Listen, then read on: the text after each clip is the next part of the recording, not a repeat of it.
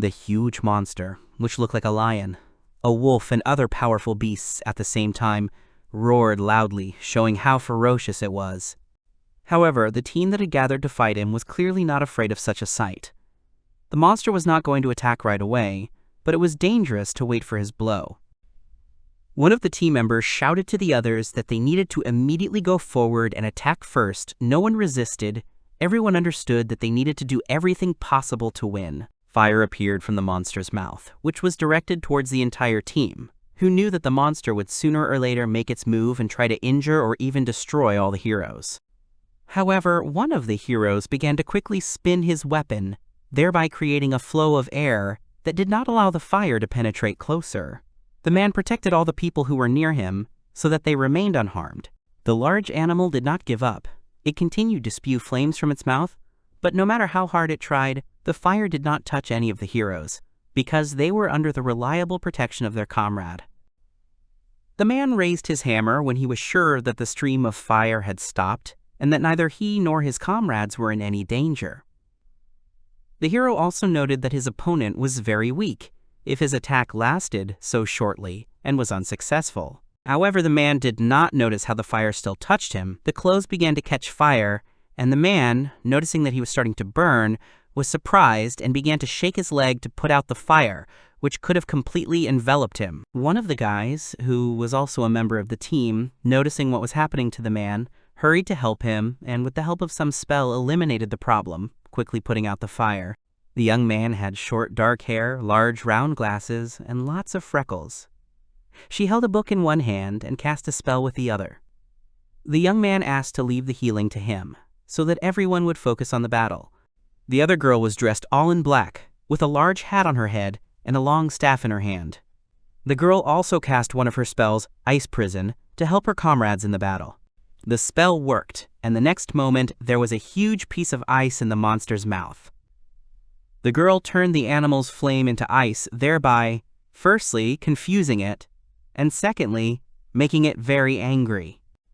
Having neutralized her opponent, the girl helped him to be attacked by other members of the team, so the sorceress was followed by a warrior who was already ready to use his black sword. The guy quickly covered the distance between himself and the animal's muzzle to deliver the decisive blow and end the battle, which was not as easy as it seemed to the man defending the team. The young man jumped high into the air and kicked the monster in the nose, making him even more angry than before. However, all this was done on purpose, because the guy wanted to use his magic blade, which would help him shorten the battle time. The blow hit the target, so the monster was defeated. The guy was quite calm, so after he killed the big animal, he just grinned and said that his opponent, although big, was also too weak. After the warrior returned to the rest of the battle participants, someone called out to him and said that he was in a hurry again and was running ahead of everyone, without waiting for help from other people. The guy who reprimanded the hero for slaying the monster with his blade was Leonard. The dark-haired man didn't like it when the guy reprimanded him, so he asked him to shut up. The armored, blonde-haired youth chuckled and scratched the back of his head, as he found it amusing to watch his acquaintance react to his remarks. Also, one of those present noticed that it was precisely because of the sluggishness that the rank of the team that the young man with light hair was a member of was lower than that of the team of the man with dark hair, even though they were members of the same guild. Another person noted that there was no need to rush, since the quest was a joint one, but the young man in armor added that the main thing was that the monster was defeated, so there was no point in arguing about anything. The man who had defeated the monster chuckled and looked at his companions, telling them that they should be grateful to him for leaving behind monsters that were less valuable than the one he had defeated. Deciding not to waste any more time on pointless conversations, the dark-haired man grabbed the boy standing nearby by the collar and added that they needed to leave already. The young man with the staff from the other team wondered if the boy had simply been sitting nearby and hiding behind a rock the entire time the heroes had been fighting. However, the guy in armor quickly clarified the truth. The young man looked back and revealed that the boy, who at first glance might have seemed useless to everyone, actually possessed the skill of experience distribution. The masked youth did not understand what this meant and asked his comrade to explain what he meant. As it turned out, the boy had a skill that allowed him to gain experience even without being on the battlefield, while other heroes were fighting. The young man in armor didn't know for sure, but he assumed that the boy wasn't just a member of his guildmate's team for nothing. Sometime later, the team gathered in a tavern to celebrate their victory over the great beast.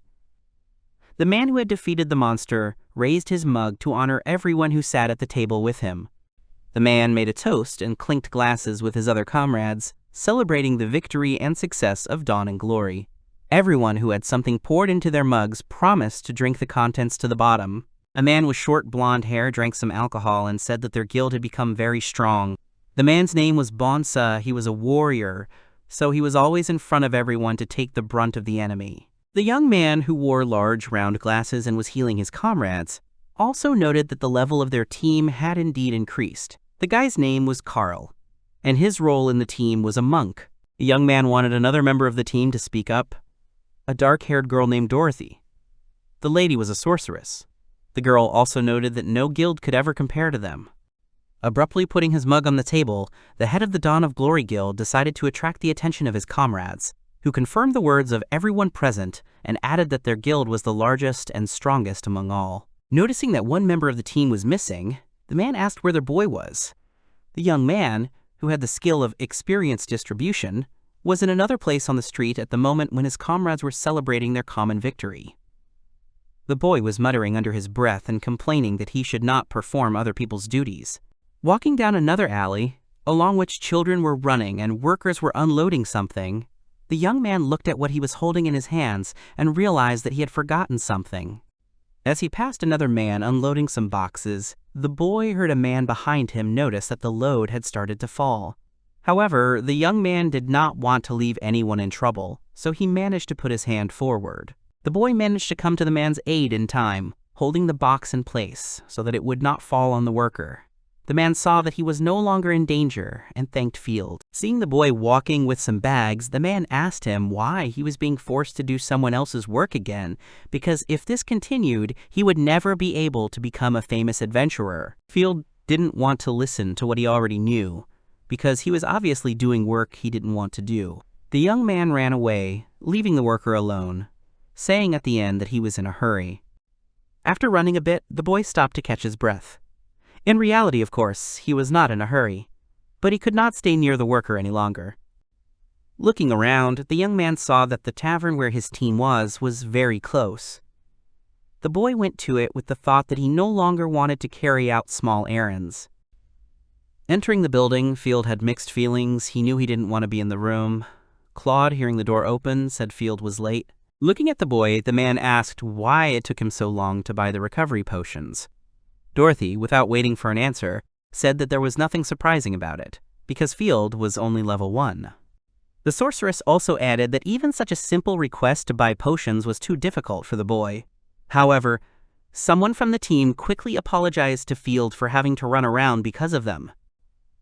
The young man was thinking only that his comrades would do better to make their own purchases instead of drinking in the tavern. Claude, putting his arm around the young man, persistently asked him if he would continue to help his team with his useful skill. The girl also leaned closer to Field and asked him not to be angry with his comrades. Dorothy added that since all the work was done by the others, the boy should not lay claim to the materials they received from the monster. Field didn't like this attitude towards him, so he pulled away from Claude and Dorothy so that they wouldn't touch him. The girl was amused by this. However, even despite his dissatisfaction with the current situation, the boy, although he wanted to express his opinion, remained silent and looked away. Deciding not to be around his team anymore, the boy left, although Claude tried to persuade him to drink water with everyone. The young man refused, and Dorothy said that Field was very boring. However, the young man did not have time to leave the tavern, because the head of the guild called out to him and told him to stop. Claude didn't even look at Field, but simply raised his hand with a piece of paper and said that there was a new task for the boy. The man instructed the young man to check what was written on the note. One group was not doing its job, so they needed to reduce their payments a little. The boy did not object or say that he would not carry out the assignment. He took the note and hurried away. No one on the team wanted Field to celebrate with them, so Dorothy again simply noted that the boy had been very useful to them. Experience sharing was a skill that had been very helpful to the team. Just being in a group, Field helped double the experience points. The skill also meant that all the increased experience was distributed at the discretion of the skill owner. The sorceress once again noted that, thanks to the skill, their guild, Dawn of Glory, became number 1 in the kingdom. However, the girl also added that their team's abilities should already be enough for something. The sorceress's assumption was confirmed by smiling Bonsa and Carl. While the team was discussing something about their common goal, Field was already in the room and lit his lamp, noting that changes were about to happen in the guild he was in. The boy lay on the bed and sighed loudly, thinking about what Claude had once again asked him to do. Picking up the note, the young man began to read what was written on it. Field read that he needed to reduce the experience of the White Mage Maria and slightly reduce the experience of the warriors, as well as some other actions. The young man also thought about the fact that after several years of working in the Dawn of Glory Guild, his level had not increased. Field is usually kept in the rear, and all experience he receives must be divided between those who fight. The boy has no other skills except experience sharing, which allows him to double the group's experience. While the young man was changing the group indicators that were part of the guild, as Claude told him, he even thought about the fact that he didn't need a level. Field also recalled the past, in which the guild leader stroked his head and asked him about where he would like to join, inviting him to join him, because the man was sure that his guild, Dawn of Glory, would become the strongest of all. The boy gradually fell asleep and thought about how he was no longer the same as he used to be, after which he fell asleep. The next day, Field came to the guild leader and was shocked by what he heard. The boy could not believe what was happening to him, so he was very confused. Standing next to Claude were his comrades, who fully supported the decision of the guild leader. The man was serious and repeated what the boy could not believe. Claude decided that Field was no longer needed by his guild. Claude repeated his words once more and said that they were indeed kicking Field out of the team. They were grateful for his work, but they didn't need him anymore. The boy still couldn't believe what was happening. The young man tried to justify himself, saying that although his level remained low, he had made a huge contribution to the development of both the team and the entire guild as a whole. However, Dorothy decided to join the conversation, slowly approaching the boy. The girl poked her finger into the boy's chest and said that they no longer needed his experience. The sorceress looked down on her former comrade and wanted to explain to him that he was only needed to achieve the goal. Bonsa also shared the opinion of his comrades, saying that in terms of level and ability, they were now unmatched. The man smiled, but his smile looked frightening.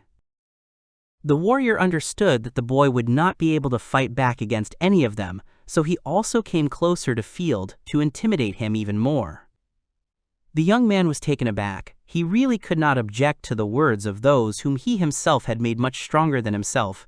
Bonsa punched himself, straining so hard that the veins stood out on his face.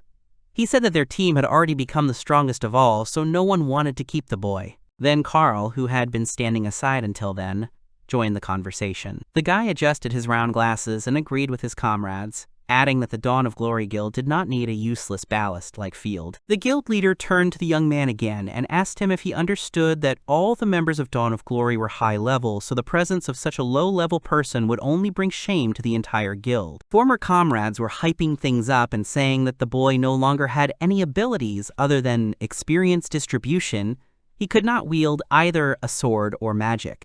Everyone understood that at such a low level, the boy would have nothing to do. Field was horrified. He did not understand why he was treated so badly, because he did everything for the team, always did what he was asked to do, and did not take anything for himself to raise his own level. Claude saw how confused and scared the young man was, so he apologized to him without any regret, and added that all the guild members had made a unanimous decision to exclude Field from Dawn of Glory. However, the boy tried to cope with the feeling of fear and asked the head of the guild if everything would be okay and if they would demand anything from the young man. Claude did not understand what Field meant. The young man raised his head and confidently asked again if he could really just leave. The boy wanted to make sure that he was not in any danger in the form of persecution or anything like that. Everyone present looked at the young man with a surprised look, because no one expected that the boy would be able to ask questions so confidently, and not just run away somewhere far away from fear. After a short pause, the company laughed, and Bonsa leaned closer to the young man and replied that this was exactly what they all meant. But it would have been more correct not to simply clarify something, but to immediately go somewhere and never return. Field ignored the taunts from his former comrades and silently walked forward, moving closer to the table where Claude was sitting. Bonsa didn't like the way the boy was ignoring him. Field asked the guild leader if everything would be okay, because if the boy left, no one else would be able to gain additional experience. However, the man assured that he understood everything and there would be no problems. Claude repeated that the boy could simply leave, since the Dawn of Glory Guild did not have enough spare money to support useless people.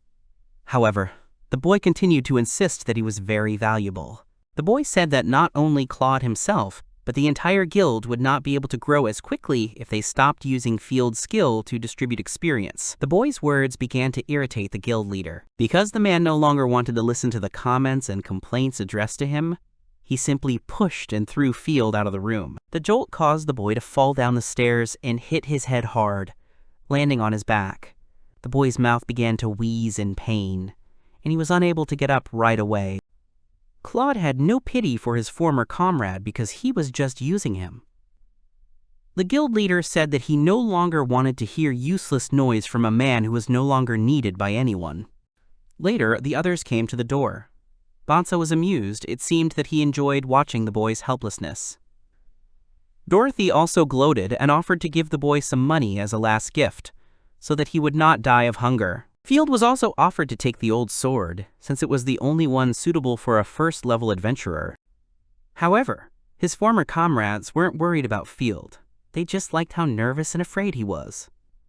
The sorceress even suggested that the boy try begging when he ran out of money, since he would be good for it. The boys listened to Dorothy, but even they thought she was being too cruel in saying such things. However, the girl did not think she was overdoing it. She replied that she was only telling the truth, because she really thought the boy was useless.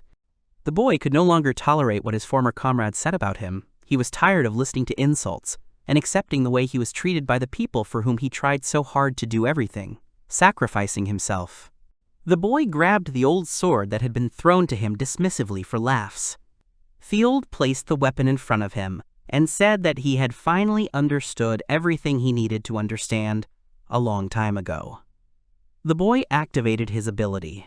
Light windows appeared in front of the young man, which stored information about the experience of everyone he helped and doubled points for the fastest level up. Field began to squeeze his left palm, after which the windows gradually began to crack. Field said that if he was no longer needed by Claude, the team, or the guild, then he would do what he should have done back when he was given stupid orders. No one could have imagined that the boy's ability was not only doubling experience and distributing it in certain proportions.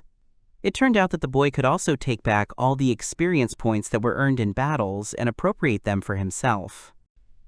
From that day on, when Field was expelled from the strongest guild, Dawn of Glory, he left, but took back everything that was taken from him a long time ago, deciding to make his former guild the weakest, so that all his comrades would understand what a mistake they made. Recalling one of the days when the boy was still a member of the Dawn of Glory Guild, he remembered an evening when he and his team went into a tavern where girls were serving many different dishes. One of the visitors noted that the best dish he had ever tasted was dragon meat. The grown man looked like he had already tried all the dishes in the world, so you wanted to trust his taste. The visitor began to praise the meat, saying that it was fatty and tasty, and above all, fresh. The taste was incomparable to anything else, because such food was intended only for adventurers, and it was impossible to find it in the ordinary market. When Claude saw how enthusiastically the boy listened to the story, he asked the boy why he was so interested in it. Field's mouth began to water. He couldn't help it. Waking up in the morning, the boy slowly opened his eyes. It turned out that he had fallen asleep in a tree, wrapped in a blanket to keep warm. After waking up, the boy noticed that his level was still rising. Stretching, the young man exhaled heavily and could not understand why he had a dream in which Claude treated him well, because the recent events had shaken him greatly. Looking above himself, Field saw how his level did not stop increasing. Deciding to take a walk to check how long it would take for his level to rise, the boy walked through the snow, but the growth never stopped. As he quickened his pace, the level-up signs kept coming, so Field wondered how long it would take since it had been a long time and the experience points were still being added and added. As the boy ran forward, he thought about how he had been distributing experience to all the guild members, so due to frequent battles, he had accumulated a lot of it. Deciding to no longer pay attention to the level increase and wait for it to stop, Field froze. The boy thought about the fact that in addition to experience, all the enhancements that his former comrades received could also return to him. If this really happens, then he will have a good result. Opening the table with detailed information about himself, the young man wanted to check what his characteristics and level were in general. Seeing what was written, Field was very surprised. The boy's hands trembled from the intense shock, and he couldn't believe what he was seeing with his own eyes. The boy's status was significantly different from what he had when he was a member of the guild. Even the royal guards were not as strong as Field with his new stats, so he never imagined that he would gain so many experience points after taking them from his former teammates. Realizing his situation, the young man thought that with his new stats, he could finally do something he never thought he could do when he was in the Dawn of Glory guild. While the boy's level was still rising, he thought about what he could do after he gained strength. Field thought that he could become a knight. On the other hand, he could be rich and become a first-class adventurer, because before, due to his weakness, he didn't have a chance for something like that. Remembering Claude, the young man thought that he could, like him, become the head of his own guild, founding it and finding new comrades. Seeing how his level was still rising, Field decided that his goal now would be to create his own guild, one that would definitely not be like Dawn of Glory, which treated him terribly. The boy also could not forget his recent dream about how he heard from an old man a story about a dish that was only available to a strong adventurer. After leaving the forest, Field went to the city, because he decided for himself that he would do everything to try dragon meat as soon as possible. Entering the room, the boy was met at the counter by a girl who smiled at the new visitor and greeted him. She said that the young man had found himself in the Adventurers Guild of the Kingdom of Altea. The girl also, after learning that the man's name was Field Alectoria, told him that if he was in the guild for the first time, he should fill out the necessary paperwork for new members. The kind girl also asked what task the boy would like to take, to which Field replied that he would like to take an order for dragons. The people present inside the guild began to look around warily. The girl who stood behind the counter was very surprised by such a request from the young man and asked again if she had heard the boy correctly, because she clearly did not expect that Field would be interested in something so dangerous and difficult. The boy explained that he wanted to take on the task of the dragon, because he really wanted to try its meat. Suddenly, someone who was standing nearby and heard what the young man was talking about laughed. The man with a scar on his face laughed loudly, because the short story that the boy told made him laugh. Field was a little confused and did not know how to react to such an attitude from an adult. The man looked at the young man and told him that he had been a member of the guild for a long time, but even he had not been able to cope with the dragon, so a newbie like Field would certainly not be able to cope with such a difficult and dangerous task. The man did not leave the boy alone and told him to show him his strength, but the girl quickly reminded him that fights were prohibited in the guild, and the young man himself did not want to get involved in any conflicts or fight with people. The man turned out to be several times bigger than the boy himself. The adult man decided to show that he was much stronger than the young man, so he defeated Field before the dragon did. The man was provoking the boy to show him what he was capable of, because Field looked like he couldn't resist anyone. The adult didn't wait for the boy's reaction and wanted to quickly assert himself at his expense. The old man made a blow, which Field managed to dodge, but the boy still did not expect that the man was so serious that he actually started a fight. The young man did not think that his words about wanting to defeat the dragon would surprise anyone so much. The other guild members watched with interest what was happening and even encouraged the man to finish the fight quickly, to show the boy that he had clearly overestimated his strength. However, the girl standing at the counter asked him to stop. Fighting was prohibited in the guild, so the girl called on everyone to stop, especially since it was wrong to be so aggressive towards a new member of the guild. The man asked the administrator not to worry because he only wanted to teach the boy a lesson, not to fight him seriously. While the old man was throwing punches, Field skillfully dodged, which slightly irritated the adult. The man also decided to tell the boy that dragons are many times stronger and faster, so you can't just dodge and avoid blows. However, Field was only waiting for the right moment, until his opponent believed that with such powers as the young man's, he could really defeat someone serious, much less a dragon. However, a few seconds later, something happened that no one could have expected. The boy grabbed the man and with one jerk knocked his opponent down, not giving him a chance to strike back or even get up.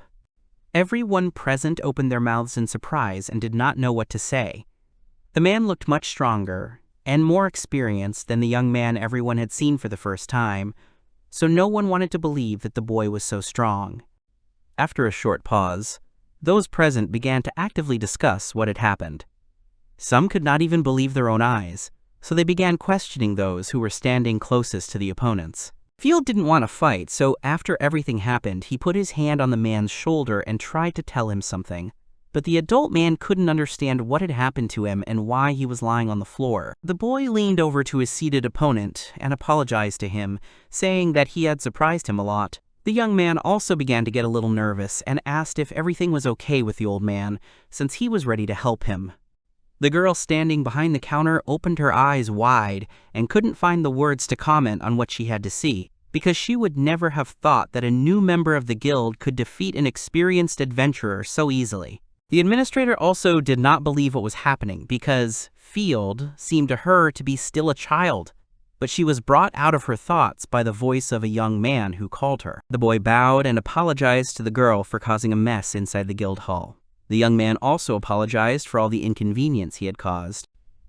After the apology, the boy decided to ask the administrator again about what he had said earlier. The girl was a little taken aback, as the situation that had happened did not allow her to quickly come to her senses. However, after some time, the administrator exhaled to concentrate on her work, and remembered that earlier the boy asked her for a task that would involve fighting a dragon. The girl at the counter replied that the guild had recently received information that dragons might have appeared far to the north of the royal capital in the Nouryokusha Mountains. While the administrator was telling the boy the information he was interested in, everyone present couldn't take their eyes off him. Meanwhile, the girl continued to talk about how there were many caravans on the road to the Nouryokusha Mountains. The young man heard what he wanted and hurried to leave the guild because the main thing for him was to find the dragons. Field thanked the administrator and told the surprised girl that he was going to go to the Nouryokusha Mountains immediately. The girl tried to warn the young man and shouted to him that it was dangerous to go to that area alone, because even in a group of adventurers it is difficult to cope with one dragon. However, the administrator was not heard. The boy had already run away from the guild building before she wanted to tell him not to go there. After Field left the Altea Kingdom Guild, she noticed that someone wanted to contact her. When she answered the call, she realized that someone was interested in a boy named Field. The receptionist told the person on the other end of the call that the boy was interested in dragons and had traveled to the years of Nouryokusha in order to defeat them alone. The girl also learned that the young man used to be a member of the Dawn of Glory Guild, which lost its power after the boy left it. The administrator added that Field was incredibly strong, as she saw his strength with her own eyes. As the boy ran further and further away from his new guild, he was happy and looked forward to going on a new adventure, where no one would command him and use him as they did before, because now he would fight on his own.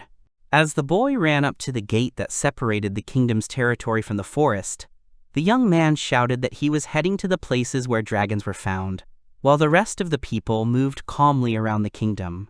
Elsewhere, the sounds of swords clashing against each other as their wielders struck each other in training could be heard. Bonsa stood by the wall, his hands folded on his chest.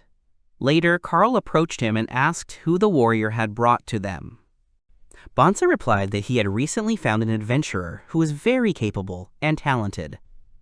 Looking at the girl, the warrior asked the monk what he thought of her, seeing how she fought. It seemed that the girl did not put much effort into fighting her opponent, because the man who tried to fight her back could not stand it and fell to the floor, thereby admitting his defeat.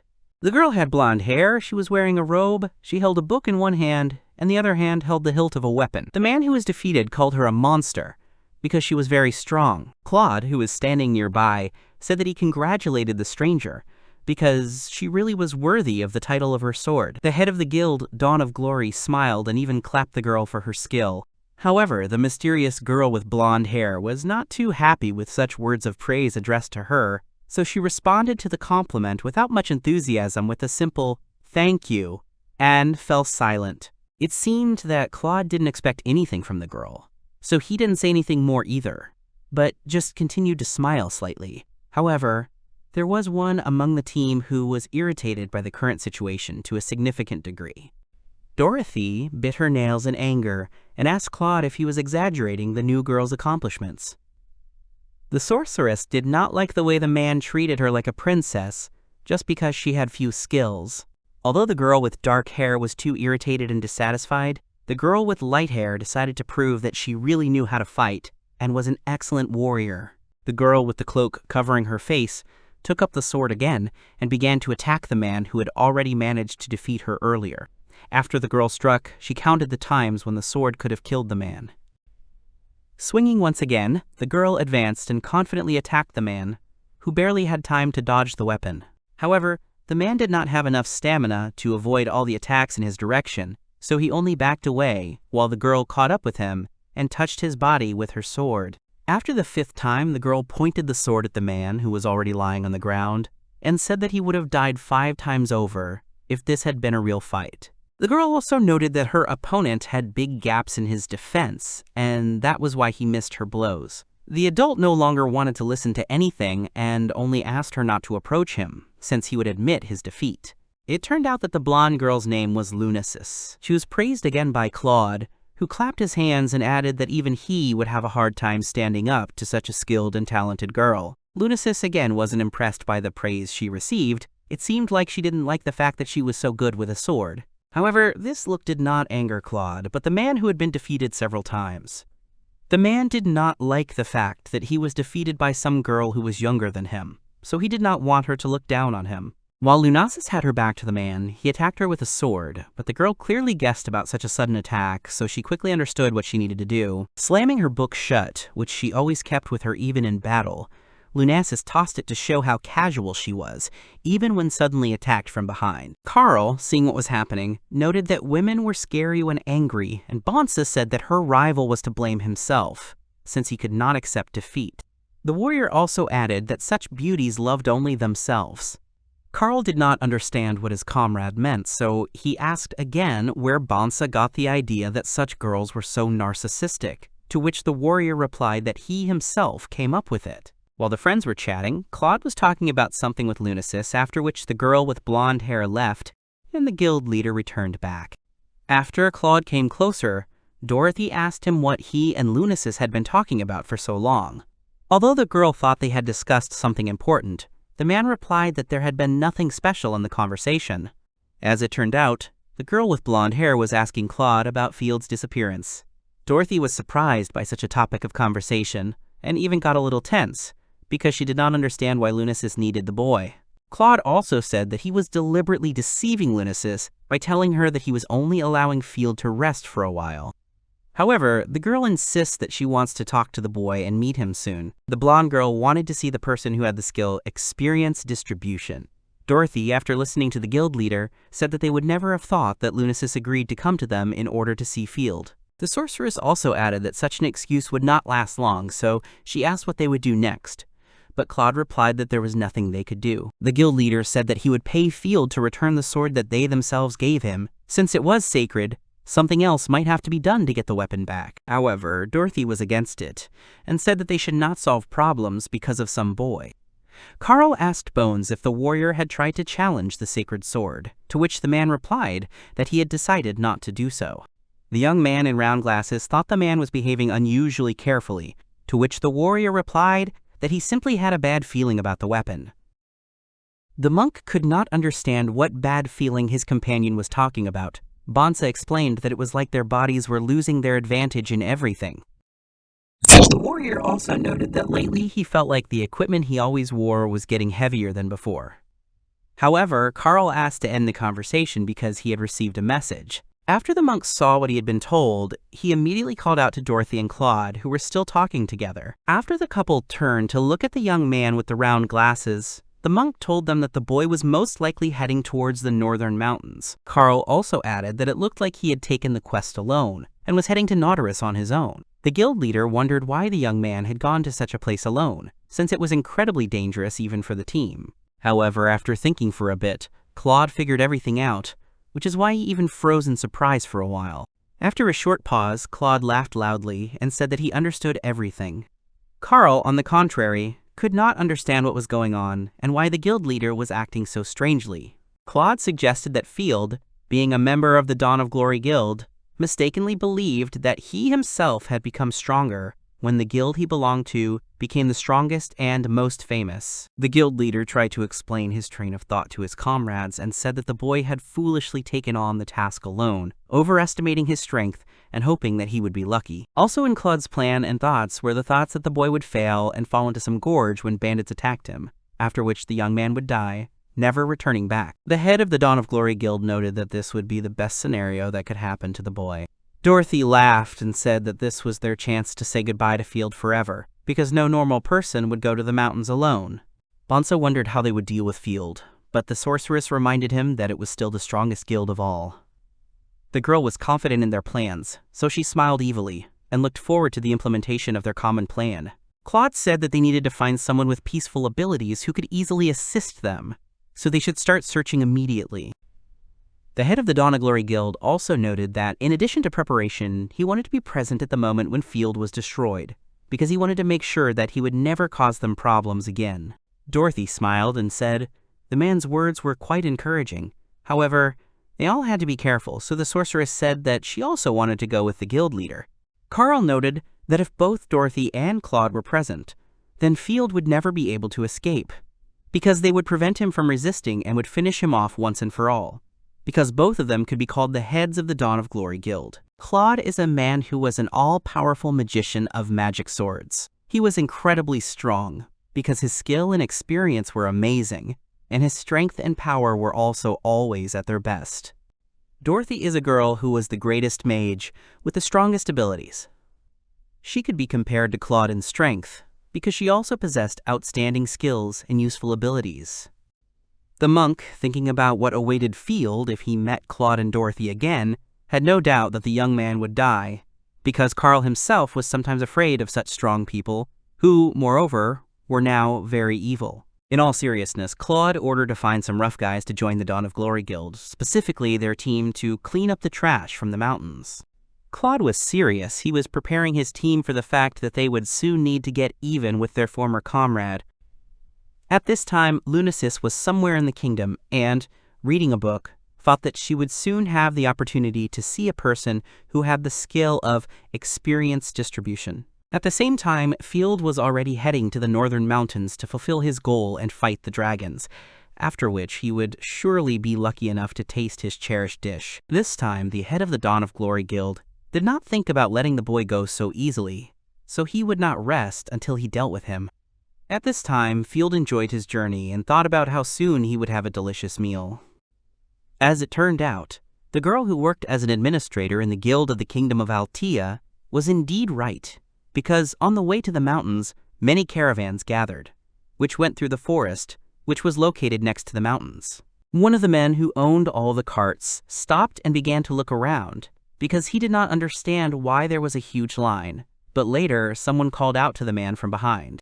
It turned out that the one who ran to the man was the man who said that the owner of the cart should immediately move away, because it was no longer possible to continue the journey.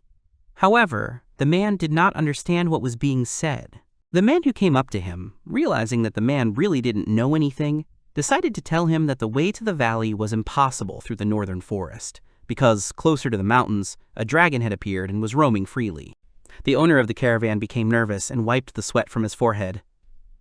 He could not believe what the man who approached him was saying, because it was simply a disaster since a large amount of goods needed to be delivered to the valley. If the caravan could not travel along the usual route, it would have to extend its route, which would be 3 or 4 days longer than planned, since this road was the best one to reach the mountain range. However, the tall man insisted that it was not worth the risk. The workers, hearing that they would have to be delayed, were not happy with this news, and it was also decided that some of the food would have to be left behind to distract the dragon and have time to leave. One of the men said that he had already contacted the guild, but they had not given him an exact answer as to when someone would arrive who could help them. While everyone was in despair, Field had just managed to reach the standing caravan. Seeing the young man, they hastened to stop him, to warn him that where he was going there was a dragon, which one could not simply pass by and remain unharmed. People did not understand why the boy did not listen to them and did not intend to stop, so someone assumed that the young man was a new adventurer.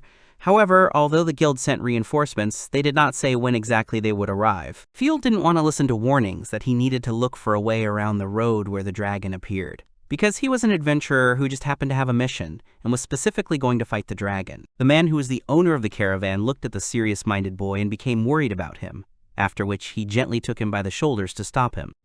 The tall man said that everyone understood that the boy was a new adventurer, but such a path was still too dangerous for him alone, because the dragon was very scary and big. Field became stubborn and said that he had not lied when he said that he was going specifically to the dragon.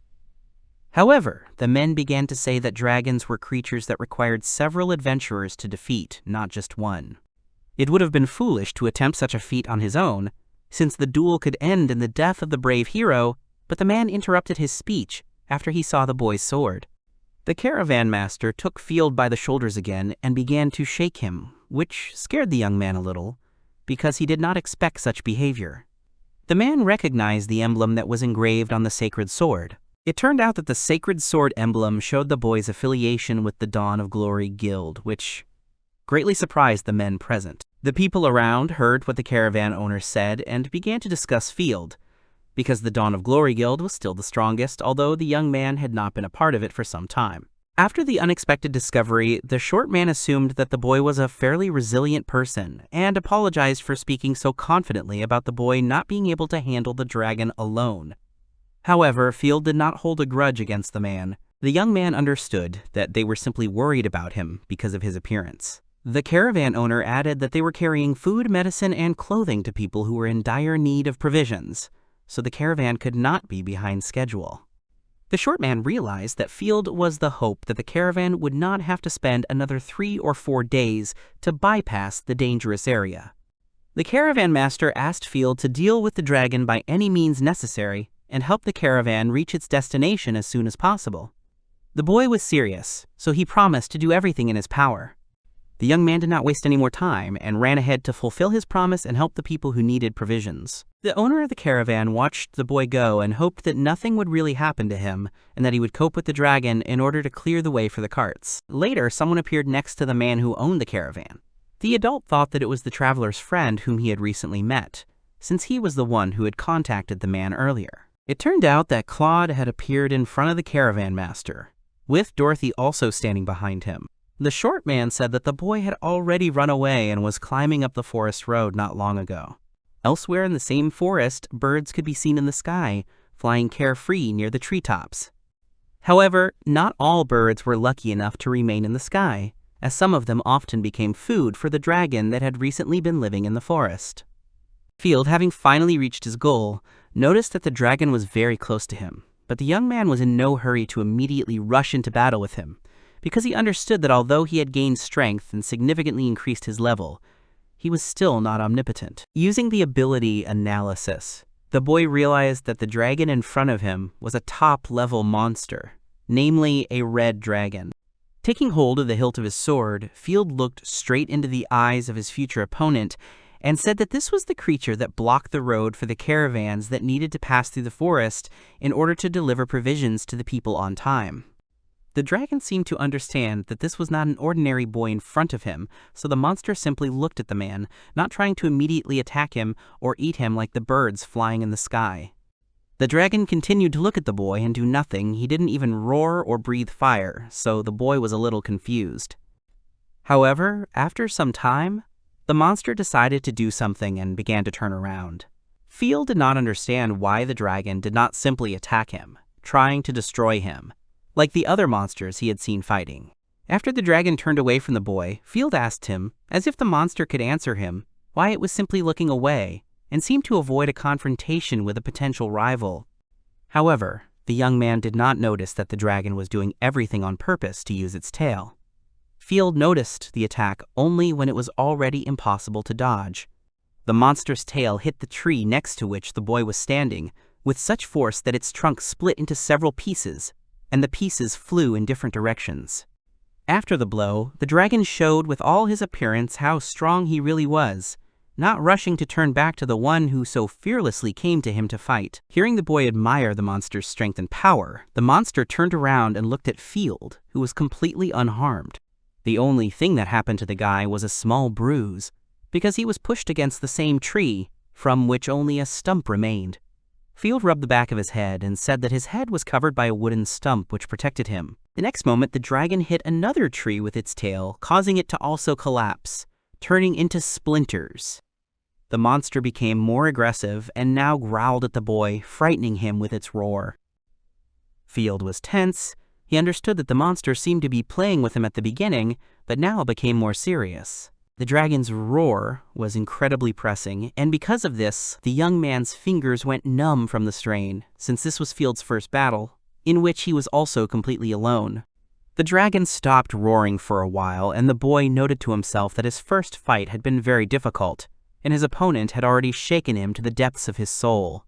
After a short pause, the monster became ferocious again, and, opening its mouth, it spewed out a lot of fire, which spread over a large area. However, the flames were directed exactly where the boy was. The fire set fire to the tree stump, but the boy himself was no longer in his former place. After the fire died down a bit, the monster looked at the burning stump and did not see the one he had attacked there.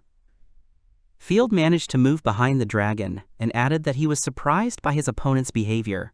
Hearing the voice of the man behind him, the monster did not waste time turning around. It decided to use its tail again, acting so quickly that the boy did not have time to dodge the blows. However, the young man had expected such an action from the dragon, skillfully dodging so that the tail would not touch him. Field shouted to his opponent and said that he had already seen such a move from him, so nothing surprised him anymore. The monster realized that his actions were not successful, so he gradually began to get angry. The dragon also realized that he could not fight with his tail alone against the boy, who quickly adapted to the situation. Having decided on a new tactic, the dragon quickly turned around and tried to reach the boy with other parts of its body, but Field only covered himself from the dust that rose around him.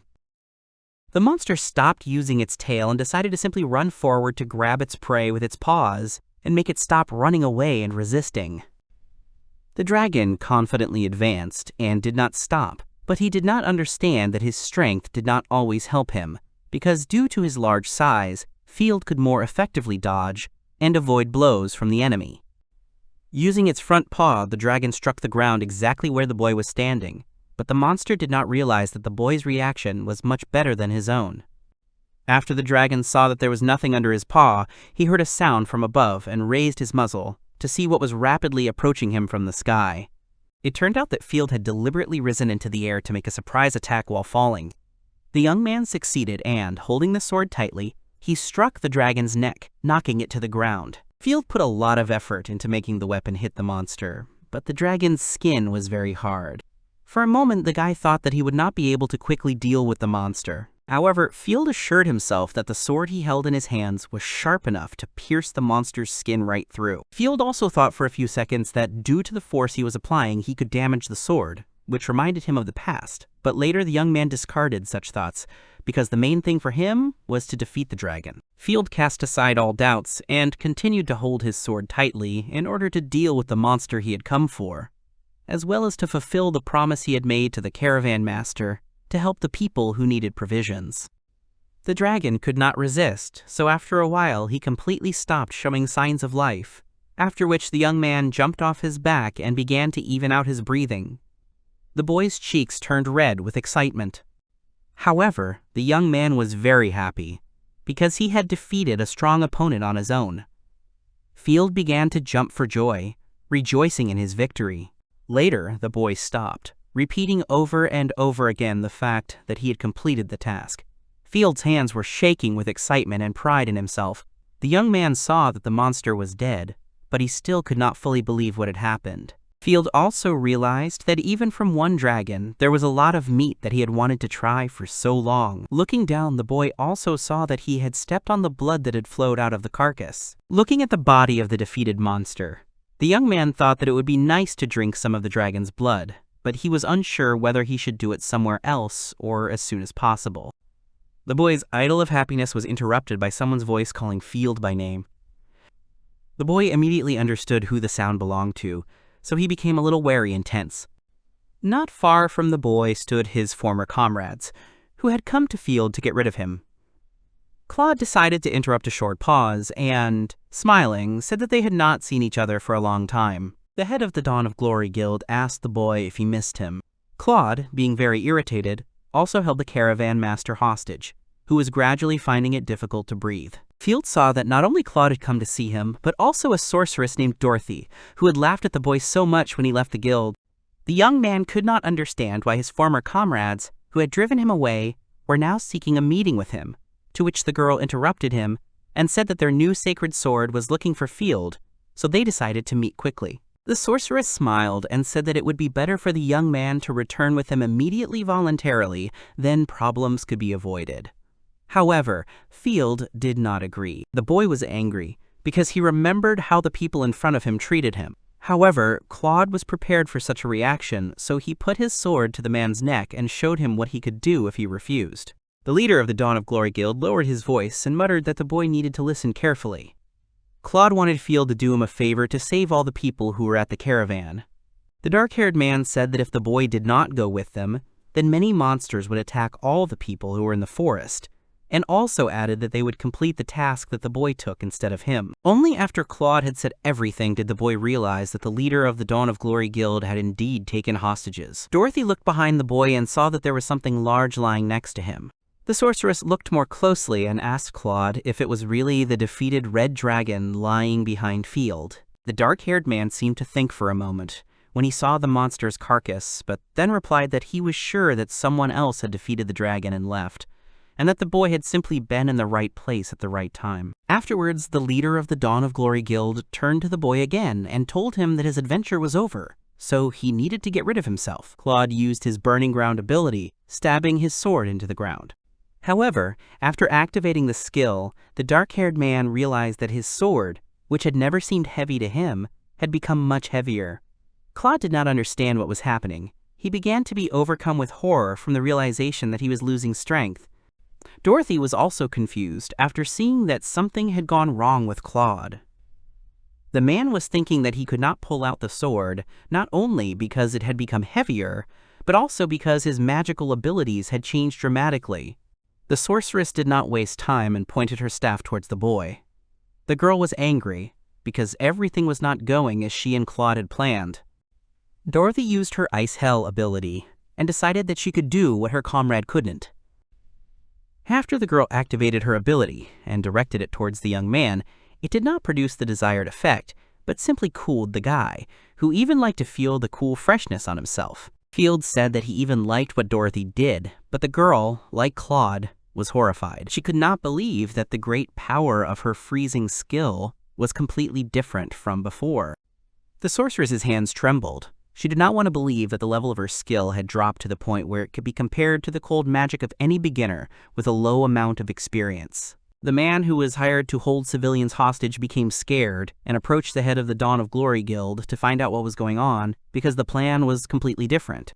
While the hired man held the tied-up man, Field came up behind him and struck the blonde man, who complained that he had not been warned about some unforeseen moments. The boy shook his hands and said that the man was too inattentive, because he didn't even notice how someone approached him from behind. The young man didn't put much effort into making the enemy harmless. Field was annoyed. He didn't think that Claude would want to use other people to join the guild and help him search, and later even threaten the young man who was forcibly kicked out of the team.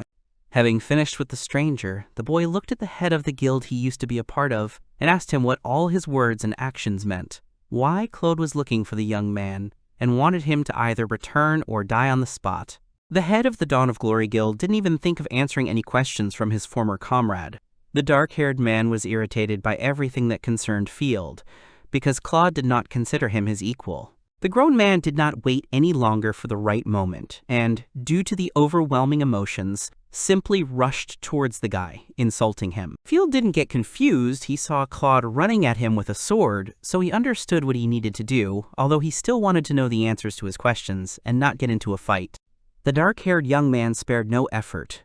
He no longer wanted to endure the terrible treatment and disdain towards himself from those to whom he had previously obeyed, respected, and listened.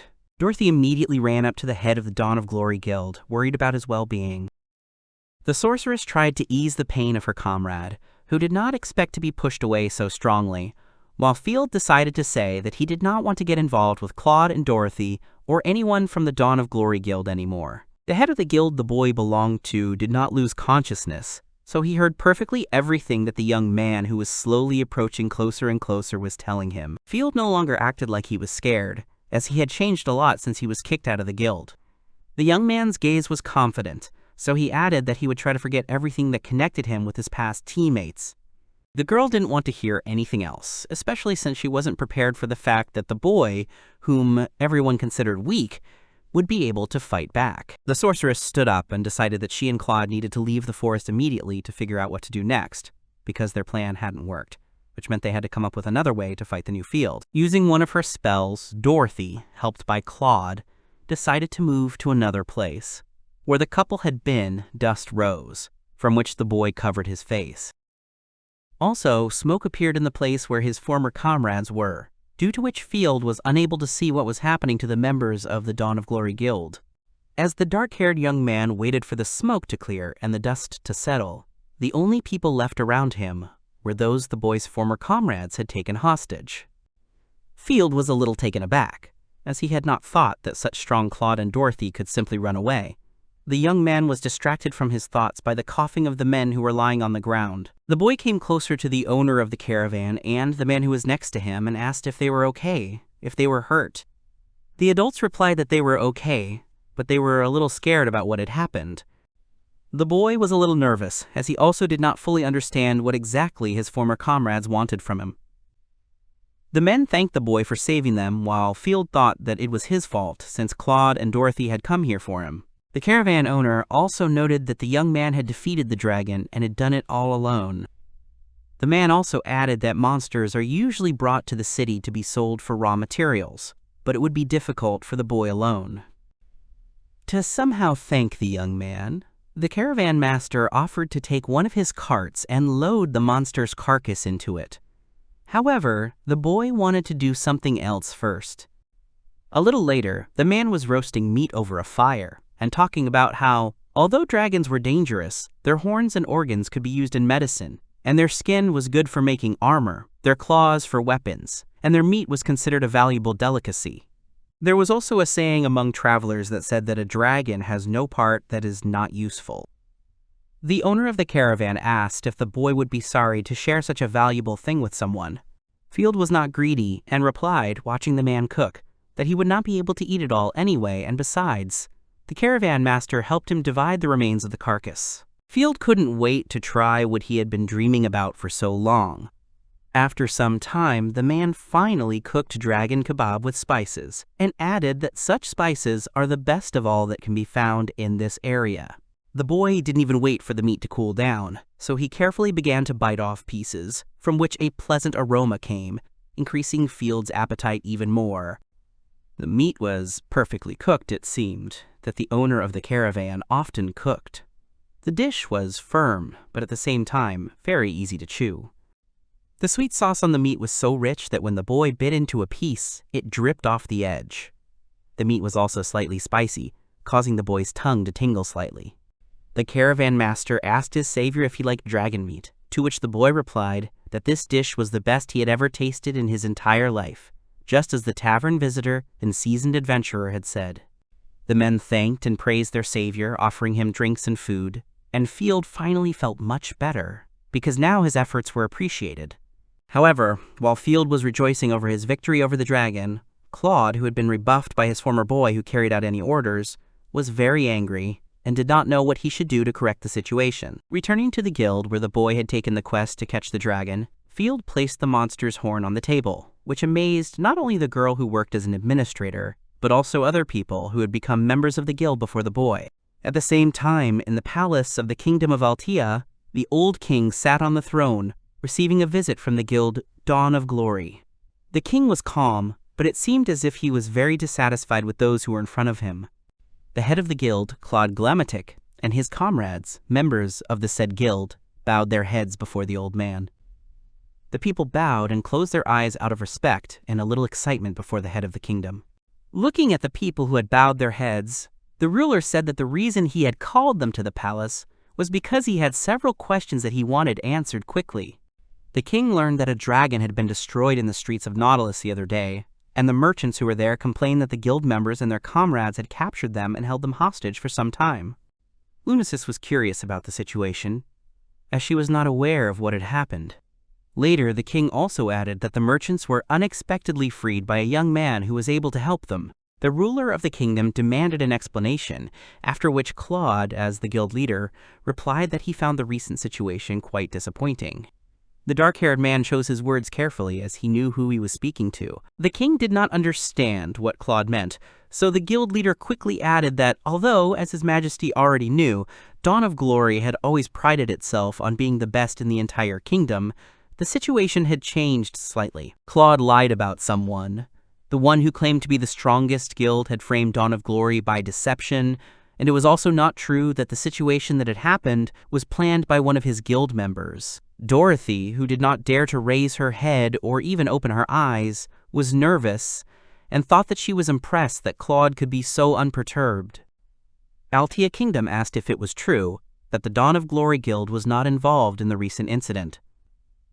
Claude replied that it was, since they had all been busy in the council chamber for the past few days. The king believed the man.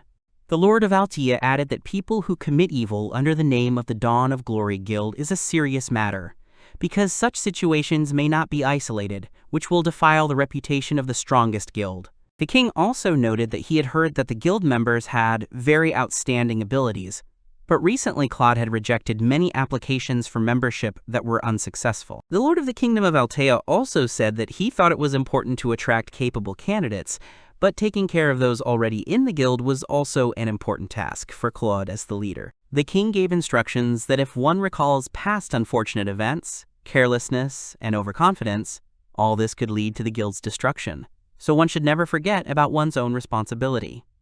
The king looked at everyone who bowed their heads before him and said that it should be obvious to them that they should resolve and close the issue of the recent unpleasant situation as soon as possible so that it does not become public knowledge. The overlord also added that the guild members would be informed of any news that affected the kingdom's reputation as soon as it came out, so they should all be on guard. Seeing that those present listened attentively to his words, the king said that everyone could be free and at liberty to leave.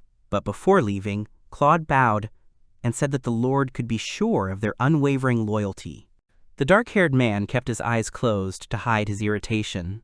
The leader of the Dawn of Glory Guild thought that being scolded by the king was the humiliation he and his comrades felt because of Field. While Claude hated the boy in his thoughts, Lunasis only thought that there was no way a humble first-level traveler could defeat a strong dragon on his own, because it was simply impossible. The girl assumed that the young man could not possibly have leveled up in such a short period of time, since he had been kicked out of Dawn of Glory only recently. Lunasis did not know how something like that could have happened. While the members of the guild that Field had previously belonged to were at a reception with the king, the boy drank hot tea, which he had previously been unable to afford due to the fact that he had no money or savings of his own.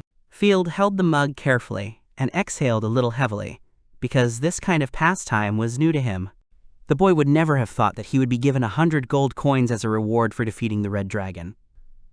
When the girl in the guild gave him a bag of money, the young man was even a little confused before taking it for himself. Field had never seen so much money before, and now it belonged to him alone. That's why the guy decided to visit a cafe where there was no one else, to try to enjoy the moment. Looking around, the boy noticed that earrings and other jewelry containing precious stones were lying on the display case. It turned out that the room the boy was in belonged to the man who owned the Caravan. Field could not even imagine that he had recently saved such a rich merchant, because he had everything, from jewelry to medicines and various weapons. However, the short man was very modest. He approached the boy and Exile that it was not even close to what he thought the young man. Field called the owner of the Caravan, Mr. Gonzalez. He was just offering the boy some snacks for tea. Field tried to refuse, and replied that he only wanted to drink tea and not eat anything. The man hesitated a little because he had invited the boy to his place to thank him, so he insisted that the young man eat. Having finally tasted what Mr. Gonzalez had offered the boy, the young man was surprised at how delicious the cakes were.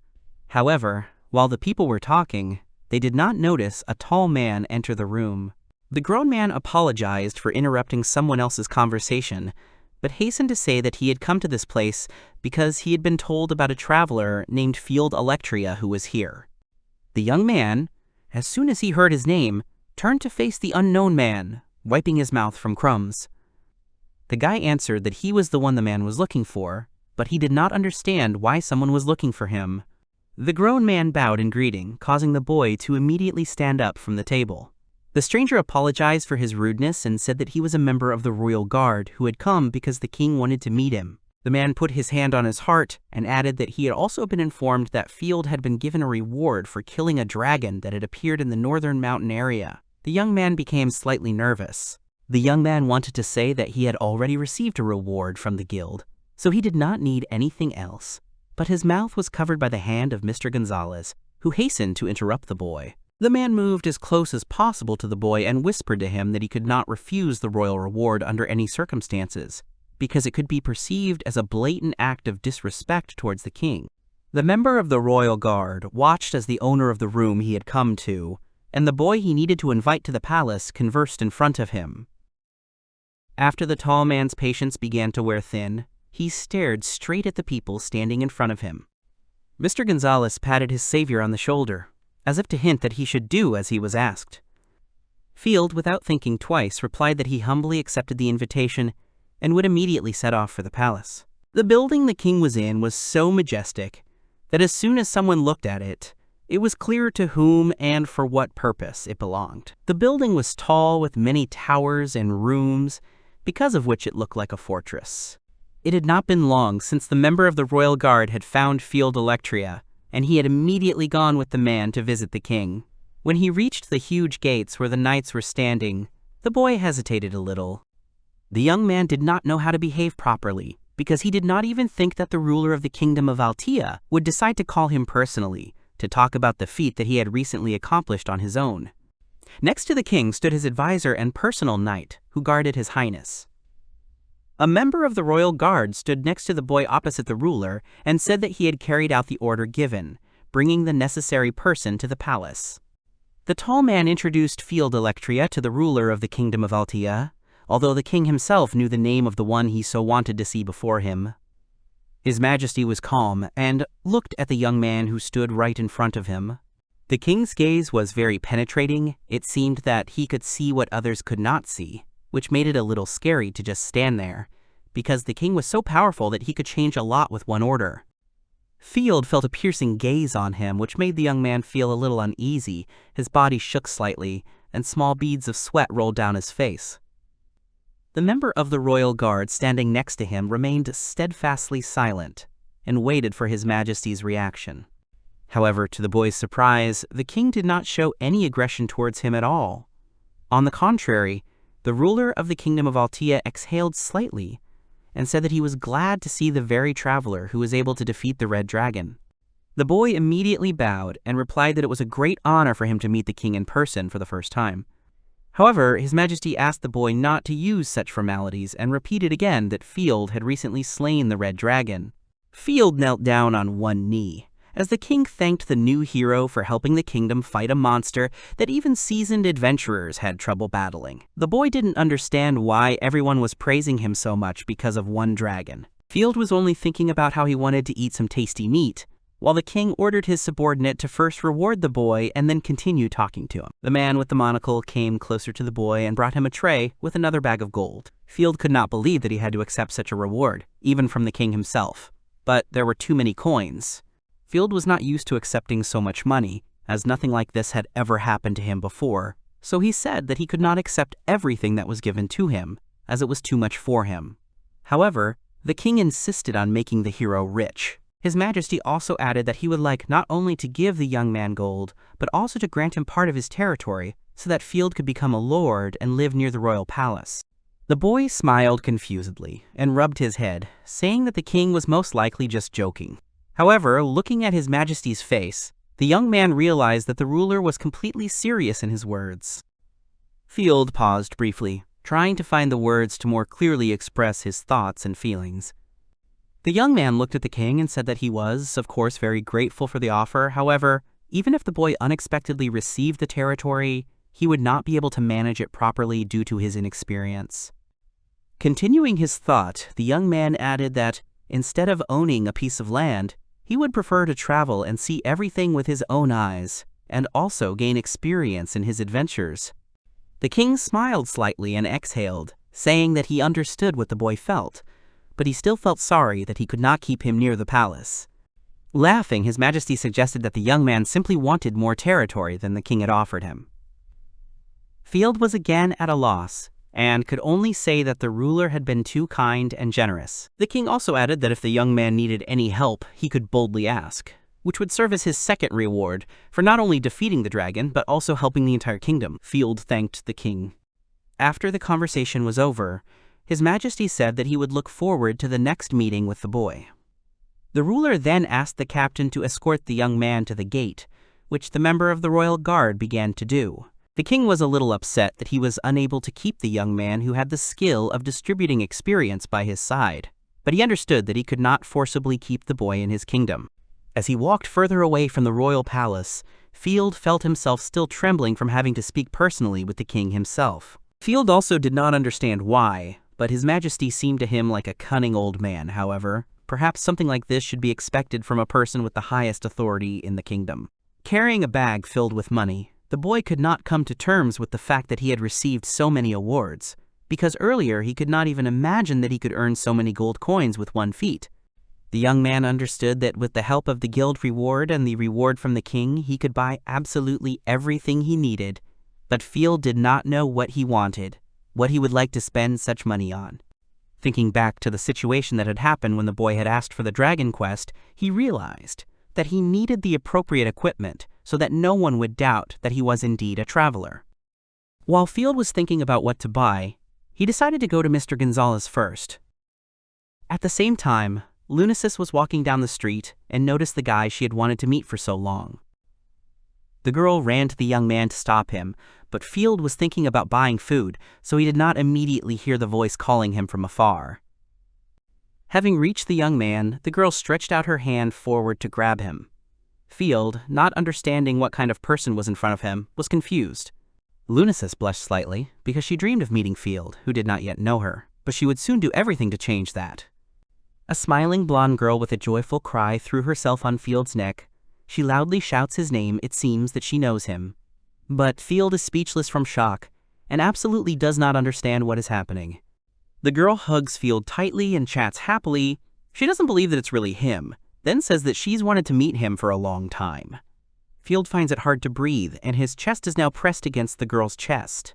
The girl continues to chatter nonstop, saying that she waited for him for a very long time, that she asked the people of the guild where he was, and they all answered that he took a rest. Field cried out indignantly, telling her that people were already looking at them. But the girl doesn't listen to him again. She continues to squeeze him and says that she did so much to see Field.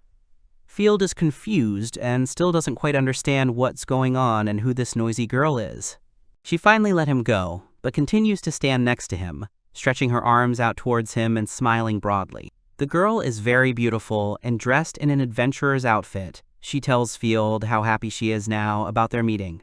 Field finally got a good look at her. He hesitated a bit before speaking, and then asked sheepishly if the girl standing in front of him was by any chance called Rusinas. She confirms that her name is indeed Kenze Rusinas, and that she is a former adventurer. She asks Mr. Field to simply call her Rusinas, but Field does not remember ever seeing her before. And now Kenze Rusinas is just as joyfully telling Field that she has always admired him, and Field automatically thought that her face was too close to his face, and this was embarrassing him again. Rusinas continues to enthusiastically chirp that doing everything for your guild is exactly what self-sacrifice should be. In her understanding, he is like God.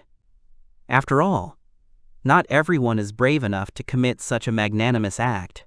Rusinas continues to say loudly that she understands everything and that although his merit does not shine brightly and is in the shadows, she always knew that Field's contribution was invaluable. She rushes to hug him again. He tries to fight back because everyone around is watching. Rusinas began to squeeze Field again, this time by the cheeks. Field repeated her name out loud several times. She, continuing to smile, asked him again what was the matter. Field clarified why she called him master. He then tells Rusinas that he clearly understood her burning desire to meet him, but he is very sorry since he is already finished with that guild. Rusinas did not expect such an answer. She asks Field in surprise why this happened. Field is silent for a while, thinking about what exactly to answer Rusinas to her completely innocent question about his departure from the Dawn of Glory guild. Finally, he decides to answer. It is not that Field left the guild voluntarily, but the situation forced him to act in this way. He has already accumulated enough experience, so he will cope on his own from now on. This is cruel, Rusinas thinks. Field recalls the unpleasant moment of his expulsion from the Dawn of Glory guild and his former guildmates, who so mercilessly threw him out, considering him unnecessary and useless. Field, sadly, he remembers that, of course, he gave advice to his past fellow adventurers before he was expelled from the guild, but it did not help.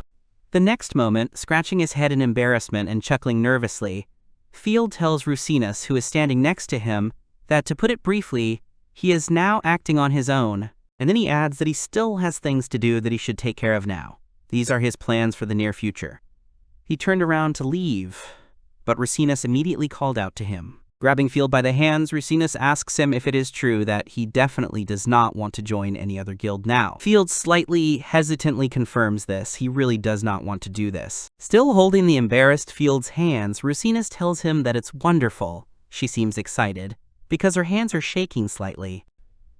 Rusinus, looking into Field's eyes, decisively informs that she has absolutely nothing to do in that adventurer's guild, where Mr. Field will not be.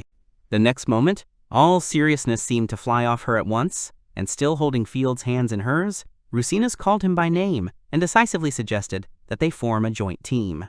Field again looked at her in shock and did not know what to say. Kensei Rusinus looked straight at Field, waiting for him to respond to her rather impulsive proposal. She probably means it, although it looks a little strange. And Field is simply very surprised by her request and absolutely does not understand what exactly this noisy but beautiful girl named Rusinus, who attacked him like a bolt from the blue, wants from him. The action moves a little earlier to the guild Dawn of Glory, over the building of which a loud and indignant cry was heard that one of the people of the guild wants to leave Dawn of Glory. This is Rusinus she's leaving. Guildmaster Claude shouts that he paid a lot of money for her to be in their guild, and if she's wondering what happened in the castle, then everything wasn't as it seems.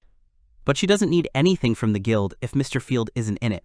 Rusinus apologizes for not telling the leader about this from the beginning, and she will also return the money given to her when signing the contract. She decisively turns around and leaves, and the guild leader unsuccessfully tries to stop her, shouting after her. Guildmaster Claude, in a rage, swears loudly. He, without holding back, hits the table with his fist. Rusinus made him very angry by leaving. Guildmaster Claude doesn't understand what this Mr. Field has to do with it, and that his valuable adventurer, Rusinus Kensei, just left his famous guild because of some brat with no special abilities. Guildmaster Claude does not understand why this happened, because the boy Field, as Claude thought, was nothing more than a convenient amplifier of the experience they all received. Monk Carl burst into the room. He loudly calls for the head of Claude. It seems that things are bad. Monk Carl shouts something to him about the members of the guild Dawn of Glory. It seems that something is happening downstairs among the rest of the guild members. Guildmaster Claude lets out an indignant cry, "Is there really trouble again?" One of the guild members asks another what he means by not going.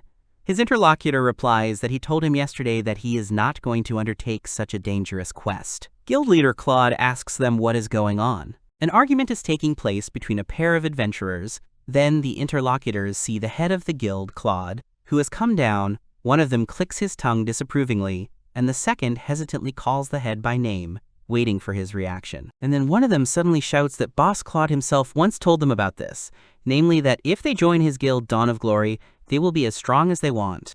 Claude begins to worry. The guild members continue to shout that this was certainly the case before. But recently, many quests have failed, even those that they had previously completed so easily. And some who should have had high combat qualifications ended up dying. The guild members say that depending on what happens next, they will all decide whether to leave this guild or not. The sorceress Dorothy hesitantly asks if they are joking when they say such things now. They ask her in response if their wounds and injuries really look like a joke, since many of the members of the Dawn of Glory guild gathered here are wounded, and this does not improve their mood. One of the guild members says that he just saw the Holy Swordswoman leave the guild. She must have given up too. And probably the reason for all this is their guild leader, Claude. Claude at this time tries to say something, but CA ain't. To Claude's horror, many members of the Dawn of Glory guild began to realize that ever since the inconspicuous boy Field left them, very strange things had been happening in their once popular and powerful guild. The guild members are dissatisfied, because they all thought that they had made good progress, because the guild leader Claude told them that joining his guild Dawn of Glory would definitely help them improve their abilities. But now they don't believe it. They remember that the guild leader Claude even told them all that this useless boy Field was only slowing them down, but at the same time he always left the most difficult tasks to this Field.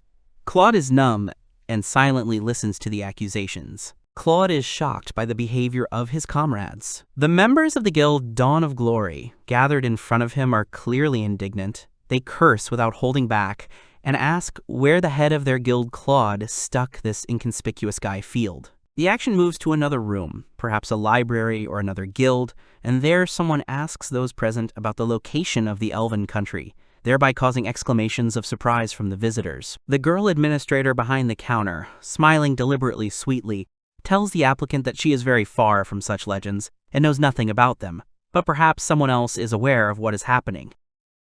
And one of the impressive-looking local adventurers answered doubtfully that his great-grandmother had once said something like that.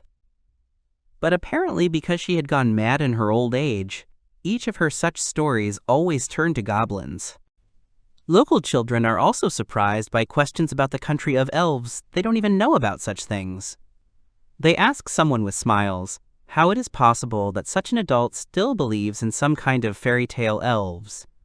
And then one of those present, laughing awkwardly and making a rather strange face, joked that yesterday they had mushroom stew on their menu, and now finally everything became clear to him. Gloomyfield, who had shown interest in the elves, frowned. Because he had not come any closer to his goal, he had learned nothing about the country of the elves and the path to it. He seems tired of searching for the necessary information. Standing in front of the bookcase and looking at many different books, he thoughtfully chuckles and suggests that information about elves is probably a great rarity here. In fact, he himself only knows about them from those books that he read avidly a long time ago, when he was still a child. In the books he had read earlier, it was said that elves were some kind of mysterious race that never appeared in crowded places. Field reaches out to the shelf and pulls out another book to search for the necessary information. He does not give up. Field's next goal is a journey to the country of elves, and he intends to achieve it. But this was only spoken of in all sorts of old literature and fairy tales. Field thinks that even if elves do not really exist, it is not surprising that some race could be related to them. Someone came up close to him from behind. And then suddenly, Kensei Rusinus's voice was heard in Field's ear. She conspiratorially asked what Field was interested in here. Perhaps the elves? For a moment, Field was taken aback by surprise and amazement. She had clearly caught him off guard. Field screamed loudly, and realizing that it was Rusinus again, he called her by name and, in a furious whisper, asked her to behave a little more quietly in the library. She responded with a meaningful silence. Field, in a loud whisper, wondered what she was doing here, to which Rusinus replied that she had already said earlier that she really wanted to create a team with Mr. Field. And Field, in response, reminded her that he had refused this offer back then. He again resolutely refuses to do something like that with her. Rusinus argues with him and asks him not to be such a bore. Then, to change the subject, Field asks about her work at the Dawn of Glory Guild and whether Rusinus is sure she really wants to be here with him. She looks at him for a few moments, uncomprehending. Then Rusinus answered him without hesitation that it was not a problem, because she had already quit the Guild Dawn of Glory. Field was in complete shock, his eyes wide. Stuttering, he yelled at her that she really just went and quit. Field and Rusinus's annoying chatter is clearly beginning to irritate the other library patrons. One of them growls angrily and lets out indignant words in their direction. Field and Rusinus notice this and shudder together. Meanwhile, Rusinus tells him that she only got a job in that guild, Dawn of Glory, because she was following Mr. Field.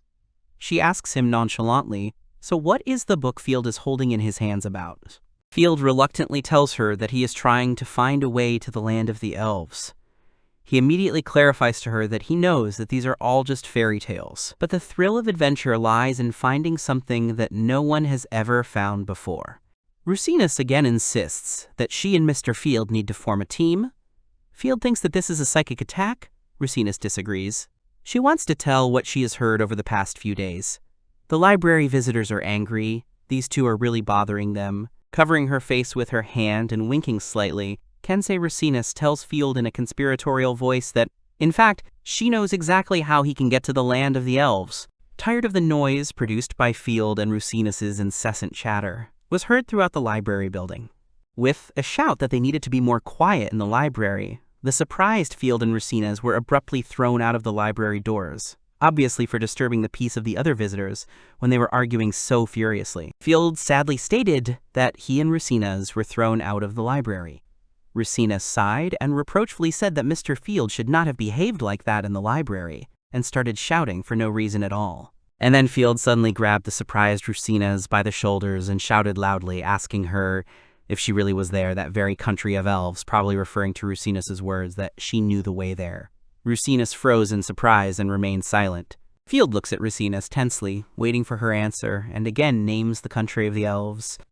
Having overcome her surprise, Rusinus smiles slyly. It seems that now she has the opportunity to influence Mr. Field. Pretending to be lost in thought, Rusinus says that she doesn't know what to do, but if they go together, then perhaps she will show him the way to the land of the elves. Field begins to boil at her words. He chuckles irritably, trying to restrain himself. At this time, Field is in a fierce battle with himself and his thoughts. He experiences a lot of emotions from anger to despair, and tries to find the most appropriate words for this situation. Finally, Field spoke. All the thinking didn't take him very long, but he clearly and calmly informed Rusinus, who was standing in front of him, that he understood everything. She looked at him questioningly. What had he decided for himself? He decisively declares to the satisfied Rusinus that they will go to the land of the elves together, but it will be only a temporary union and only until they get there, and so that she does not invent anything unnecessary about their joint expedition. Rusinus rejoices and shouts that he will be with Mr. Field. He shouts, reminding her that this is all temporary. This will be their temporary agreement. She urges him on, because they need to prepare for the campaign. Field is not sure that she even barely hears him. A joyfully smiling Kensei Rusinus walks next to Mr. Field, whom she has been looking for so long, and Field again looks very embarrassed, which is not surprising, because Rusinus is a very beautiful girl. The action moves to the guild, Dawn of Glory, where the head of the guild, Claude, in great shock, tensely asks someone what he wants to say. Are they really permanently banning any activity of the guild Dawn of Glory? A gloomy man in uniform dispassionately informs the head of the guild, Claude, that he has an official document in his hands, and it is written in black and white that any activity on behalf of the guild Dawn of Glory is now prohibited. The gloomy man added that His Majesty was very concerned about the situation that had arisen after those words of the guild leader Claude. That is why His Majesty ordered his people to deal with the violators who were defaming his name. At the end of the conversation, the gloomy man told the head of the guild, Claude, that when the situation is resolved, they will all be able to return to their business. That's all he has. Claude desperately shouts after him and asks him to wait. He does not believe in what is happening. Claude asks the gloomy man what they should do now. He doesn't know, because even if they can survive this collapse, their resources are not infinite. But this does not concern the gloomy man. For him, the word of His Majesty is law, which he reports.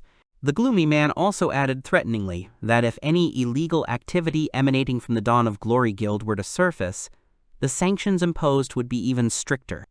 Perhaps the entire guild would even be dissolved. As he left, the gloomy man said that no one was stopping them from acting separately. If the only issue was making ends meet, then the capital was short of janitors, and they could help with distributing rations, which would greatly help their country. The gloomy man says goodbye and leaves, leaving Guildmaster Claude in silent shock, pondering what he had just said. Guild leader Claude is very angry. He throws something at the door. Fragments fly in all directions. Claude loudly curses after the gloomy man who left. He does not understand why they are doing this, and whether they are really mocking him and his guild in this way. Claude, in a frenzy, shouts loudly that Dawn of Glory is the best guild in the kingdom. Let it be known to all. In a rage, the guild leader Claude continues to yell that in fact, in this way, they themselves are shooting themselves in the foot. Claude curses continuously. He does not understand how it all happened. They kicked out the useless Field and hired a holy sword. This should have been just the beginning, but something went wrong. The sorceress Dorothy and the monk Carl ask him to calm down. Everything was done for this. Guildmaster Claude, not paying attention to where he was, fell to his knees without strength. Next to his companions, the sorceress Dorothy and the monk Carl, and other members of the Dawn of Glory Guild crowded around in anticipation. The members of the Dawn of Glory Guild, having gathered in a large crowd in the hall, informed the head of the guild, Claude, that they just heard his entire conversation with the gloomy man. Their faces expressed misunderstanding and confusion. They clearly did not expect such a statement. Claude thinks that it is possible to start all over again. He still has friends.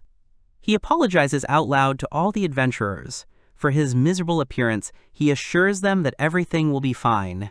He understands that it is very difficult, but they must endure. Guildmaster Claude, fiddling with the buckle on his cloak, tore it off with an awkward movement of his hand, and it fell to the floor with a loud clang. One of the adventurers rather rudely tells the guild leader Claude that no normal adventurer would need an inactive guild for nothing, and that he is going to find himself another guild. An adventurer does not risk more than necessary. Claude must understand this. They take turns saying goodbye to Claude, saying that it is not they who are like this, but life itself. Someone wishes him to visit and is grateful for everything he has done for him. Claude mumbles something. Suddenly, Bonsa attacks one of his former comrades, shouting and calling them dirty names. Are they all making fun of him, since the Dawn of Glory Guild has been feeding them for so many years? And is this really their gratitude? Monk Carl tries in vain to stop Bonsa, and then the self-confident warrior Bonsa suddenly receives a powerful blow to the jaw from the departing adventurer. Bonsa is in shock. He clearly did not expect that he would be knocked out so easily with one blow. Bonsa flies towards the window and hits the wall with a loud bang. The blow from the adventurer who just talked about changing guilds was really very strong, since it threw the healthy Bonsa so far. But the man who hit him calmly waves his hand to everyone who remained in the hall. He indifferently says goodbye to the former guild leader Claude and leaves the Dawn of Glory Guild. The head of the guild, Claude, fell into a stupor and silently watched the man leave, and the monk Carl rushed forward.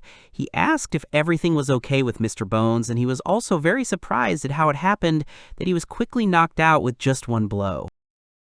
The former great warrior Bonsa now looks rather pitiful. Real streams of tears are running from his eyes, and his face is distorted from the blow. He loudly screams that it hurts.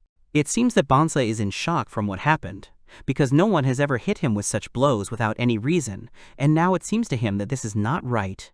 It is wrong. He continues to scream and cry, mentioning his mother in passing. Monk Carl, wanting to calm the sobbing former warrior Bonsu, is going to fix everything. With the help of his medical skills, he makes certain passes with his hands, waiting for his skill to work. And then Monk Carl also starts screaming because his magic powers don't work and Bonsa's wounds don't heal at all. Guildmaster Claude is still in a daze. He understands that they are falling apart. Monk Carl hesitantly calls out his name. Monk Carl, in tears, tells the head of the guild Claude that his healing magic, or rather all his magical powers, have completely disappeared. Monk Carl is in shock. His eyes are full of tears, and he does not understand what happened and why it happened. He has no more strength. Guildmaster Claude is horrified. He screams loudly in his mind and realizes that his guild Dawn of Glory has just collapsed, and he absolutely does not understand why such a terrible event happened. The action moves to Field, who somewhere on the way to the land of elves confidently fights huge monsters resembling wolves, and does not even remember his former colleagues in the guild Dawn of Glory. Field, in the middle of the forest, had just been in a fierce battle with large wolves, and finally he stopped and was glaring menacingly in their direction, and they, seeing this, began to shake with fear. Not wanting to become Field's prey, the wolves run away with loud barking. They do not want to attack him anymore and just want to save their lives. Field snorted contemptuously in the direction of his fleeing opponents, and matter-of-factly stated that the beasts that attacked him were fighting wolves. He is very surprised. Raising his head up, he asks, "Is it really true that the country of elves is somewhere in such a wilderness? Because there is not even a road here." And how did Ricinus find out about this? Probably referring to her knowledge of the road to the country of elves. He remembers her chatter on the hike. She lectures him about how one should not underestimate battle wolves. And the great battle wolf, he is a loner and he is very tenacious. She was delighted when they found a spring and offered to wash together, but he refused. During their journey together to the land of the elves, Field had the feeling that Ricinus had known about the land of the elves a long time ago. Suddenly, he heard something from the forest thicket and pricked up his ears. Field clearly hears something from the direction of the spring where Ricinus is bathing. He immediately turns his head in the direction of the noise and goes there to check. Ricinus appeared before Field, who, not suspecting anything, continued to swim. Things are bad, Field thinks, because the weapon of the bathing Kensei Ricinus remained on the shore. Field is going to protect her. He began to pull out his sword, and at the same time loudly calls her name and also shouts, warning that one of the battle wolves is moving straight towards her. And then Ricinus turned to face the danger. Her face did not show a shadow of fear. She took a fighting stance and prepared to repel the attack of the battle wolf. Ricinus, without hesitation, hits the attacking werewolf with one of her fighting skills, clearly and powerfully. The force of the blow ripples around her, and the wolf, his eyes wide, gasps at how powerful her blow was. Field is shocked, his eyes wide, silently watching Rusinas from behind a tree trunk. He clearly did not expect that a naked girl would be able to deliver such a devastating blow with her bare hands to a huge fighting wolf. Who had flown away from Rusinas's blow, stands a little further away and looks at her. He is still in shock and clearly does not understand what to do next, since his usual prey has never behaved so brazenly. Rusinas looks gloomily at the work of his hands and asks the fighting wolf she just discarded if the dog wants to play with her some more. The battle wolf, who had clearly never lost an attack before, was disappointed and almost cried with frustration. The wolf runs away, and Rusinas, seeing Field, immediately greets him joyfully and without any embarrassment, asking if Mr. Field has decided to keep her company. Field is embarrassed. He does not want to swim. He came because he thought that she was in danger. Rusinas is flattered by his concern and is very pleased. She says that this is what happened, and she is also pleased that Mr. Field was so worried about her. She giggles sweetly as she thought, Mr. Field really is a very kind person. Rusinas again invites Field to join her in swimming, or maybe Field is not attracted to her body, so he does not want to. She added that if the other girls heard his words about saving, they would definitely pounce on him. But she really isn't very confident in herself. Field timidly assures her that she is very beautiful. Rusinas immediately rejoices and calls him to her again, not realizing that he is standing there. In response, Field indignantly shouts at her to finally cover herself with something. Rusinas and Field, after the incident with the battle wolves, continue their journey to the land of the elves, and she tells him that very soon they will reach an area called the Maze of Fog. Field asked again about the Maze of Fog, Rusinas confirmed. Few people can even just find the entrance to this labyrinth, and only a few are able to go through the labyrinth itself. Field, walking behind Rusinas, makes a distrustful face.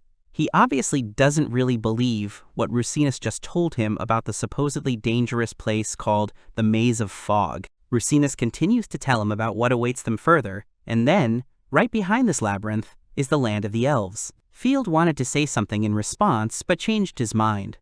Finally, Field, walking slightly behind Rusinas, decided to talk to her about what was troubling him. He thoughtfully called out her name. Looking at Field attentively and unusually seriously, Rusinas waits for what he wants to ask. Then he asks Rusinas to tell him where and why she knows so much about the country of the elves. But these are not all of Field's questions. For example, he does not understand why, from their very first meeting, she was so suspiciously kind to him.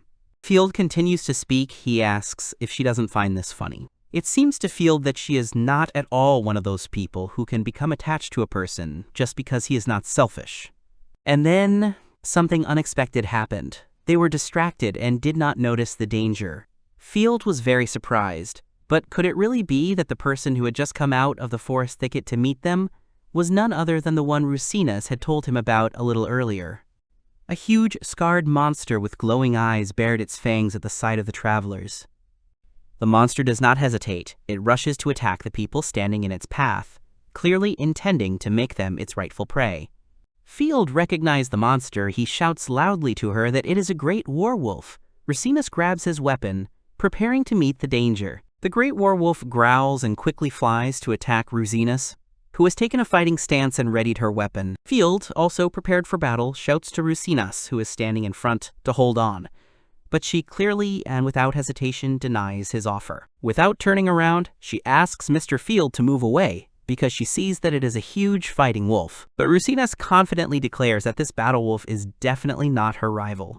She smiles contentedly and looks straight ahead at the approaching enemy. The great war wolf's toothy mouth met the swing of Rusinas' sword in an instant in an attacking blow. And then Rusinas changes position and with a powerful blow of his sword deftly repels the attack of the great battle wolf, which is many times larger than her. The sword of Rusinas completed its lightning-fast movement, and the great battle wolf, without realizing it, was defeated and thrown back by the force of her blow. Field watches her amazing actions in shock. He is impressed. Rusinas hesitates for a moment, and then she wants to say something to Mr. Field. Rusinas wants to continue the speech she started. It seems that she has gathered courage to tell Mr. Field something very important to her. But then, with a sudden lunge, Field silently struck down the great werewolf, who had reappeared as if out of nowhere, right behind Rusinas, and who was clearly intending to attack her from behind. She fell silent, stunned. Field puts away his weapon, and, as if nothing had happened, grumpily reminds the surprised Rusinas that she herself had recently told him to beware of these great war wolves. Field asks her to forget what he just said about her attitude towards him. He understands that she has her reasons for this, and if she does not want to tell him about them now, then that is her right. He went a little too far and asks for forgiveness for this. Rusinas tells Mr. Field, unusually quietly, that when the time comes, she promises that she will definitely tell him everything about herself. She addresses him by name and says that she wants Mr. Field to know the real her. Field looks at her carefully, because now he has been told something important. She suggests that he move on, because from here begins the maze of fog, and if he doesn't mind, then let him take her hand and never let her go. Having finished speaking, Rusinas silently went on, and then Field still didn't understand why. The land of elves that Field was looking for was just around the corner. When the time came, Field had a feeling that it, this time, would come very soon. Rusinas asks Mr. Field to come a little closer, and a little closer, but to the embarrassed and irritated Field, it seems that she is already too close to him. Rusinas giggles. It seems she enjoys teasing him. In the maze of fog, you can't even see the faces of the people walking hand in hand with you, so it would be very bad if he got lost. Field partly agrees with her words, but he orients himself roughly by the sound of her voice, and she just needs an excuse to stick around. Here Field cried out sharply. In this fog, he was unable to adequately assess the dangers of the route. Field stumbled and almost fell into the pit, but Rusinas kept him close, holding his hands tightly, asking him to be careful, because there are traps all around. She asks if they agreed to be careful in this dangerous place. Field agrees. Rusinas continues to lead him through the darkness. And now, finally, she announces that they have arrived, and that the goal of their journey has been reached. However, Field does not see anything. He walks and makes a distrustful face. And suddenly, Field's face seemed to be illuminated by a bright light. He opened his eyes in surprise and, with his mouth open, looked at something that appeared in front of him. The darkness of the labyrinth ended, and a stunning picture appeared before his eyes. Field saw a stunning panorama. It is a beautiful city among dense forests and mountain slopes. Rusinas looks at the city spread out before them with a smile. She welcomes Mr. Field to the land of the elves. The incredibly beautiful city, located right at the powerful roots of a giant tree, brought Field into complete delight, and he, with his mouth open, contemplated the beauty that opened up to him, obviously trying to see as much as possible. And suddenly he starts off somewhere and runs, without saying anything to Rusinas. She screamed in surprise and shouted, asking where Mr. Field had rushed off to.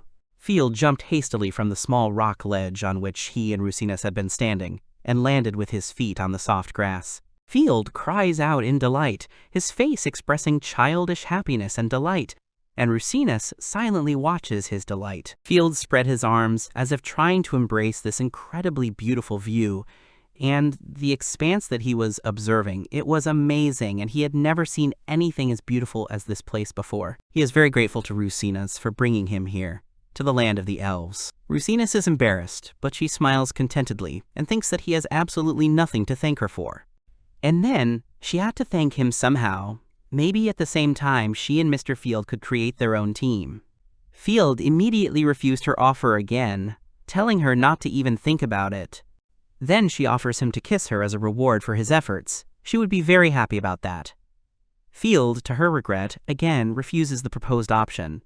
At this time, someone is quietly watching them from the thick grass. Rusinas is pouting. She is sure that he has nothing to lose, and in general, it is very exciting. She pulls him towards her. Field screams that he does not understand what came over her, and that she will drive him to a nervous breakdown. He screams and asks her to stop. Rusinas and Field, who were routinely arguing and messing around, suddenly fell on the grass. Rusinas was still trying to kiss him, and Field was making terrible faces. And then, from the tall grass, with cries of delight appeared cute elven children. They smiled radiantly and greeted Miss Rusinas. They knew that it was she. The children were clearly happy to see her. The children have pointy ears and light hair. Rusinas immediately detached herself from the astonished Field and greeted them joyfully, calling them by name. The children's names are Danon and Sana, and she hasn't seen them for a long time. She asks how they are doing, how they are getting on here. Field watches their conversation in amazement. The elven children, Danon and Sana, are mutually polite, and also ask how Miss Rusinus is doing, if everything is okay with her. She, in response, claims that naturally everything is okay with her, because it couldn't be any other way. Danon and Sana saw Field, and asked who came with her. Could it be her boyfriend? Field puffs indignantly. He denies everything, because they are not in such a relationship at all. Rusinus answered the children that it was just her friend. The children are surprised, and then Field, looking at Rusinus and the children, said out loud that he thought so, because it was obvious that Rusinus was not just familiar with the elven children. Yes, Rusinus also thinks that Mr. Field has already understood everything a long time ago, so there is no point in hiding anything any longer. Field silently looks at her. Rusinus will fulfill her promise given to Mr. Field on the way to the land of the elves. She took out earrings from her earlobes, and suddenly her ears instantly changed shape, becoming pointed and long, like all the other elves of this country, just like the children they had just met.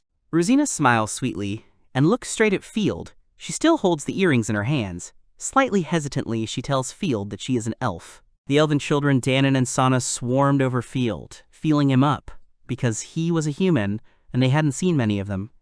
Field was shocked, but he knew it was true. A beautiful city awaits them. It attracts attention with its neat houses, arches, and many stairs. The whole company moves through the city. They are greeted by the locals. Field carries one of the elven children on his shoulders and sighs in amazement. Looking around, Rusinus confidently leads them along a familiar route. Field lets out another exclamation of admiration as he watches the daily life of the townspeople, seeing how they go about their chores around their homes. Field looks at the people he meets with wide eyes, because everyone here has such long ears. One of the elf children continues to sit on his shoulders. He enthusiastically feels Field's ears. And Field also noticed something while he was looking at all the elves he met along the way. He was trying to formulate his thoughts and choose the words. Finally, he realized what seemed unusual to him was that both the men and women of this country looked very well groomed. Field was amazed. And when he realized this fully, now Field understands that he feels out of place. And then, looking at Rusinus, he seems to have guessed something. One of the elven children, still sitting on his shoulders, asks what's wrong with his brother Field. He looks away thoughtfully. Next to Field, there is a second elf child. He also looks at Field, waiting for him to answer. The children are very beautiful, and the thoughtful Field, as if continuing to talk to himself out loud, reports that he has finally become convinced of something. The elven children Danon and Sana do not understand what he is talking about. Looking at the beautiful city through which they were still walking, Field thought about Rusinus and who she really was. Suddenly, Field announces that it appears Rusinus's level has gone up a bit. She lets out a startled cry and turns to face Field, her face expressing extreme surprise, even shock. Clearly, she had not expected such a statement. She asks how Field knows this, and immediately thinks that this is why it seems to her that her body has become lighter. She understood everything, but it is not every day that you meet a person who knows analysis, and he is also in the same group, albeit temporary, with Rusinus. Field thinks that during the trip here they received increased experience. Rusinus is happy. She already thought that she would not become stronger. She thanks Mr. Field. Danon and Sana do not understand what the Sword Maiden is talking about, because she is already more than strong. But Rusinus suddenly says in a serious tone, in response to Danon and Sana's delight, that no, that's not true. Field froze and stared at her in confusion, trying to understand. Rusinus continues to say that she believes that for now the level that she has is still not enough. She needs to be even stronger. And then Field suddenly begins to hear the inhabitants of the city coughing around him. On all sides, he looks around thoughtfully, looking warily at those around him. And behind them and to the side, and upon closer inspection in the windows, it is clear that the local residents are not healthy. He turns to Rusinus with a question. Mr. Field thinks that something is wrong here in the city. He asks if she has the same feeling. One of the elven children immediately agrees with him, because they are sure that Brother Field is absolutely right.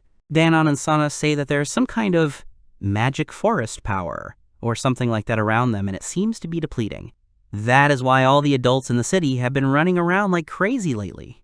Danon and Sana continue to talk. They think that it is very bad, and it was such that even Illumina herself lost consciousness.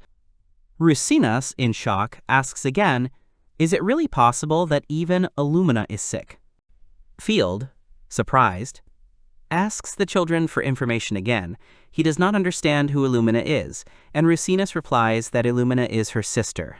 Rusinas clenched her fists. She thinks that her sister understands magic much better than her, and that she is the best person that Rusinas knows, and she is so proud of her. Rusinas hesitantly asks Mr. Field for forgiveness, but she needs to go to her sister now.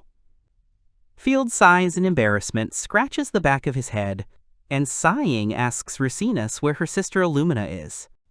Rusinas is very surprised. Does Mr. Field really want to go with them? Field retorts that it is obvious that they are all worried about Illumina, and then he feels that he owes a great debt to Rusinas for bringing him here, and going with them to Illumina is the least he can do now. And Field also reminds Rusinas that he is a stranger here, and since that is the case, he cannot be left alone in the City of Elves. Rusinas is amazed. She wants to say something to Mr. Field, but falls silent. Danon and Sanamola listen to them, and then the elven children Danon and Sana ask Field if he is definitely not their sister Rusinas' boyfriend. Field immediately vehemently denies all this, because he already told them that he is not Rusinas' boyfriend. Danon and Sana both tell Field that they are very sorry that this is not the case. Rusinas is surprised by their chatter and is about to say something. She was trying to calm down their chatter about Field possibly being her boyfriend, but then she suddenly became embarrassed and laughed at her own thoughts. Rusinas sighed, closed her eyes slightly, and dreamily agreed with Danon and Sana. She really was very sorry that Mr. Field was not her boyfriend. Rusinas and Field with the children reached their destination. It was obviously some important building. There was a guard at the entrance.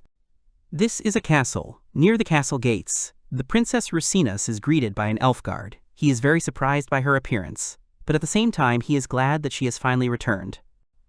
He asks her to wait a little, and asks who this man is who is coming to the palace with her. Rusinas replies that he is her lover, and Field immediately corrects her that he is just an acquaintance.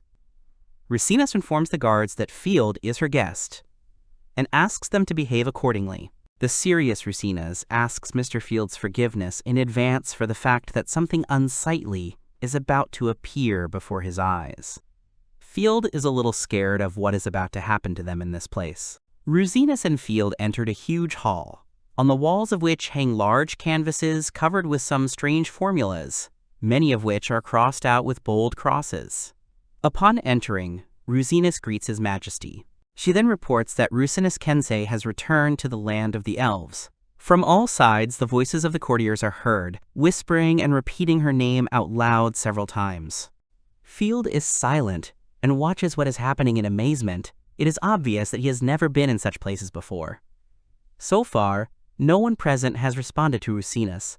The scratching of a pen is heard, and an important elf, who is probably the king, writing something on the canvases, is discontentedly distracted, and asks if it is true that Rusinas has returned.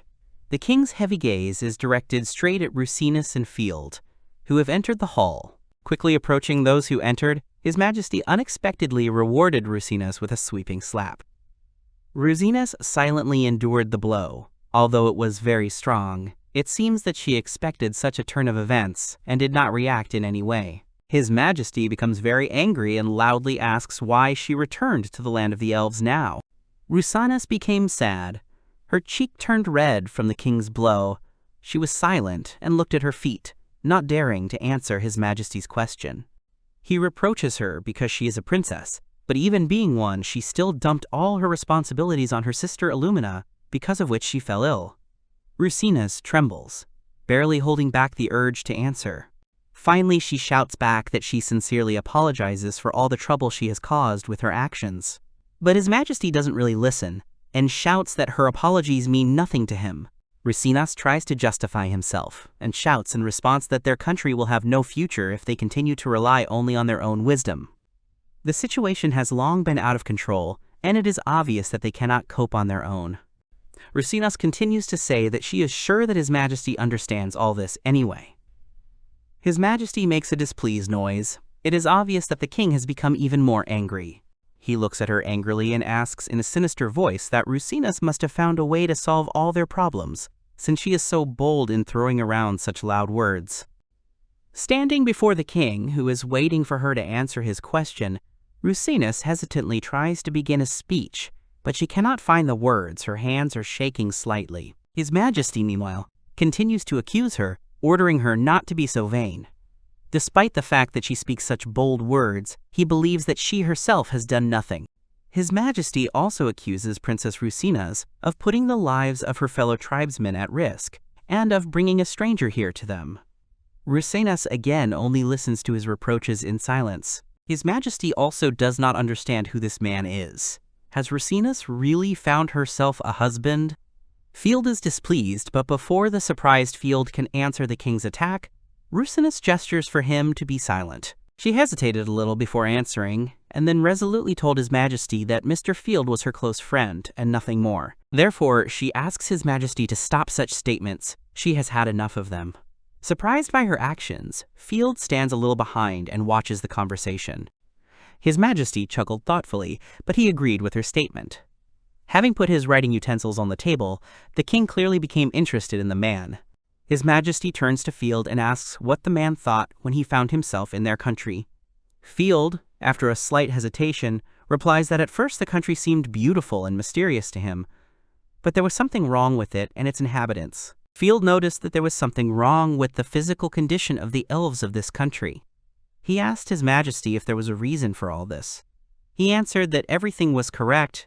There was an acute shortage of magical power in their country. His Majesty replies that, as Field might have noticed earlier, their elven country is surrounded on all sides by dense forests, and therefore their magic is closely connected with them. Elves get life force from forests, and having collected enough force, elves have children, who after a while return force to forest, and thus force constantly flows. But now this reasonable process is broken.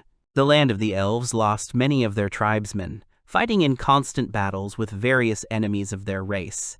And so the worst happened. His Majesty gloomily stated that the result of all the wars was that the strength of the forests surrounding them was gradually waning. The magical power of the forests has become less, therefore the life force of the elves has become less, and they can no longer return the magical power back.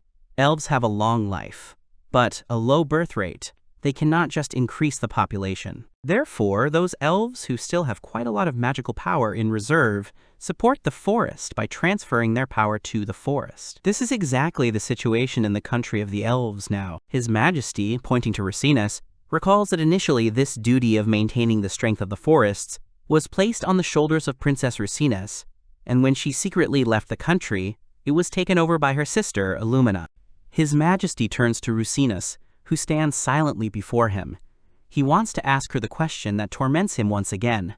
Towering menacingly over his interlocutors, His Majesty loudly asks Rusinus why she left her country of elves and abandoned her sister. Suddenly turns to Field, causing him to flinch, obviously the king's anger making him indecisive. His Majesty unexpectedly thanks the man standing before him for returning Rusinus to the land of the elves. Pointing to Rusinus, he tells Field that out of respect for his daughter, he will allow Field to stay in the elf country for a couple of days. His Majesty is still angry. He orders Rusinus to come closer. He believes that since she is here, now she must fulfill her duty, the duty that she forced her sister to fulfill. Rusinus meekly stepped forward towards the king, and Field shouted at her and tried to say something. But Rusinus immediately interrupted him. She said that she was very grateful to Mr. Field for being with her all this time. Rusinus decides to tell him everything. She hesitates a little, but then tells him that in fact she was trying to take advantage of his power. It turns out that she had known for a long time how badly his previous guild, Dawn of Glory, had treated him, and when she heard that he was looking for the country of the elves, she decided that she had finally gotten her chance. Rusinus is upset she was so stupid. Bowing her head now, she is very sorry for what she did, because she tried to deceive him, and in the end, she's nothing but trouble. Rusinus tries not to cry, but she can't stop her hands from shaking. Without turning to her interlocutor, she says that she is truly very sorry that she could not show Mr. Field how beautiful her elven country is. Field mechanically began to stretch his hand towards Rusinus, and then suddenly Field could not restrain himself, and suddenly grabbed the hand of the departing Rusinus. Trying to keep her close to him, she shuddered in surprise. Field's face changed greatly. He rather emotionally tells her that she should not sacrifice herself, even if it is a question of fulfilling her duty to the country. Rusinus opened her eyes wide in surprise and, with her mouth open, looked at Field, who had so abruptly begun to defend her, while His Majesty, standing nearby, silently watched the developments. In front of the astonished Rusinus and the displeased-looking king of the elves, Field shouts loudly and decisively, he wants to say something. Ignoring the angry look from the king, Field hits himself in the chest with his fist and shouts that he intends to save the country of Rusinus with his power. Field informs Rusinus and His Majesty that his ability is to increase the experience his teammates receive. And since this extra experience belongs to Field, he can distribute it as he wishes. He understands that the main problem of the country of elves is that the inhabitants of the country lack the magical power to maintain the health of the forest. And if this is so, then Field has come up with something. Namely, Field tells Rusinus and the king that he plans to make the inhabitants of the elven country stronger with the help of his magical ability to distribute experience. Field believes that then the magical power of each individual elf will grow, and, therefore, they will be able to support the life of the forest in return. Field clarifies whether he understood everything correctly. His Majesty listens attentively and considers this plan incredible. His Majesty is surprised that this man, Field, is not only able to increase the experience he and his comrades receive, but he can also distribute it at his own discretion among the rest of the team. Field is agitated. He squeezes his hand impatiently. He also understands that His Majesty may not believe him. The king is amazed that this man, Field, is now here and asking for a chance to help the country of the elves. Field is very determined. Looking at His Majesty, he again boldly asks to give him the ability to save the country of the elves, which he so wanted to get to. The quiet corridors of the castle. Rusinus, standing by the bed in his sister's chambers, quietly looks at the person lying there. It's Illumina. She's breathing heavily, she's in a daze, and doesn't realize that her sister is standing next to her. Sad Rusinus quietly calls Illumina by name and strokes her head, but her sister does not hear her. Something distracted Rusinus's attention. Suddenly, Rusinus saw that Mr. Field was standing in the doorway of the chambers and watching her as if he wanted to say something. Coming out into the corridor, they stopped with Princess Rusinus and started talking, standing at the balcony railing. Field asks if it is true that he can now continue to live in the castle. Rusinus confirms this fact and asks if he is embarrassed by this. Field told her that recently he met a tall woman in the castle, and she looked at him so unusually. Rusinus replied that if she was tall, then most likely it was her mother. Field cried out in amazement. Could it really be Rusinus's mother? He thinks with embarrassment that you can't tell how old elves really are by looking at them, and Rusinus explains to him that people are simply not frequent guests in their area. Rusinus is worried. She rubs her hands and asks Mr. Field for forgiveness for all the inconvenience caused.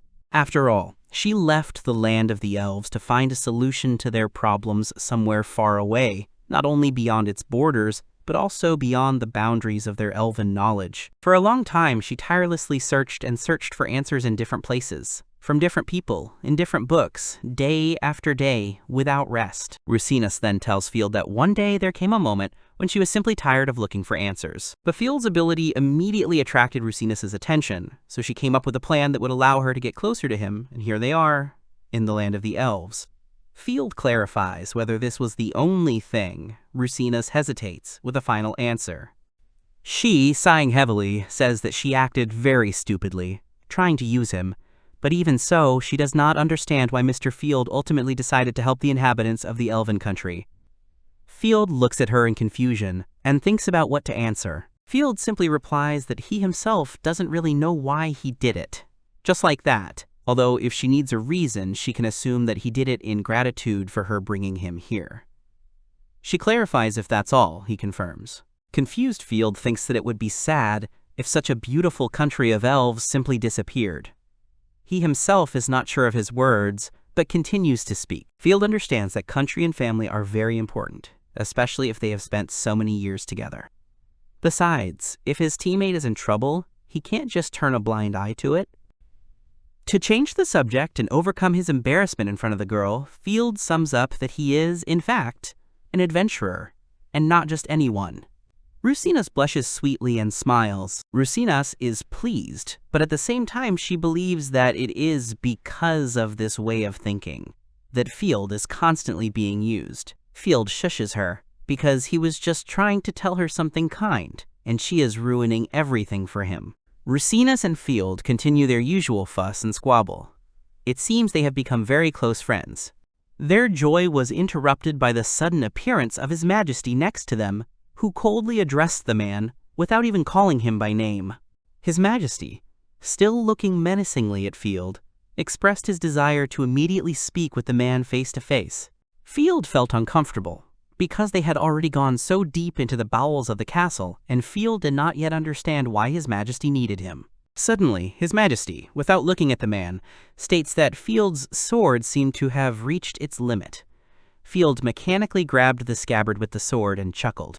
Field is not surprised in his mind. It is even natural, because his sword has been through so much. And battle wolves, and a great battle wolf, and even a whole dragon. But Field does not understand what of it.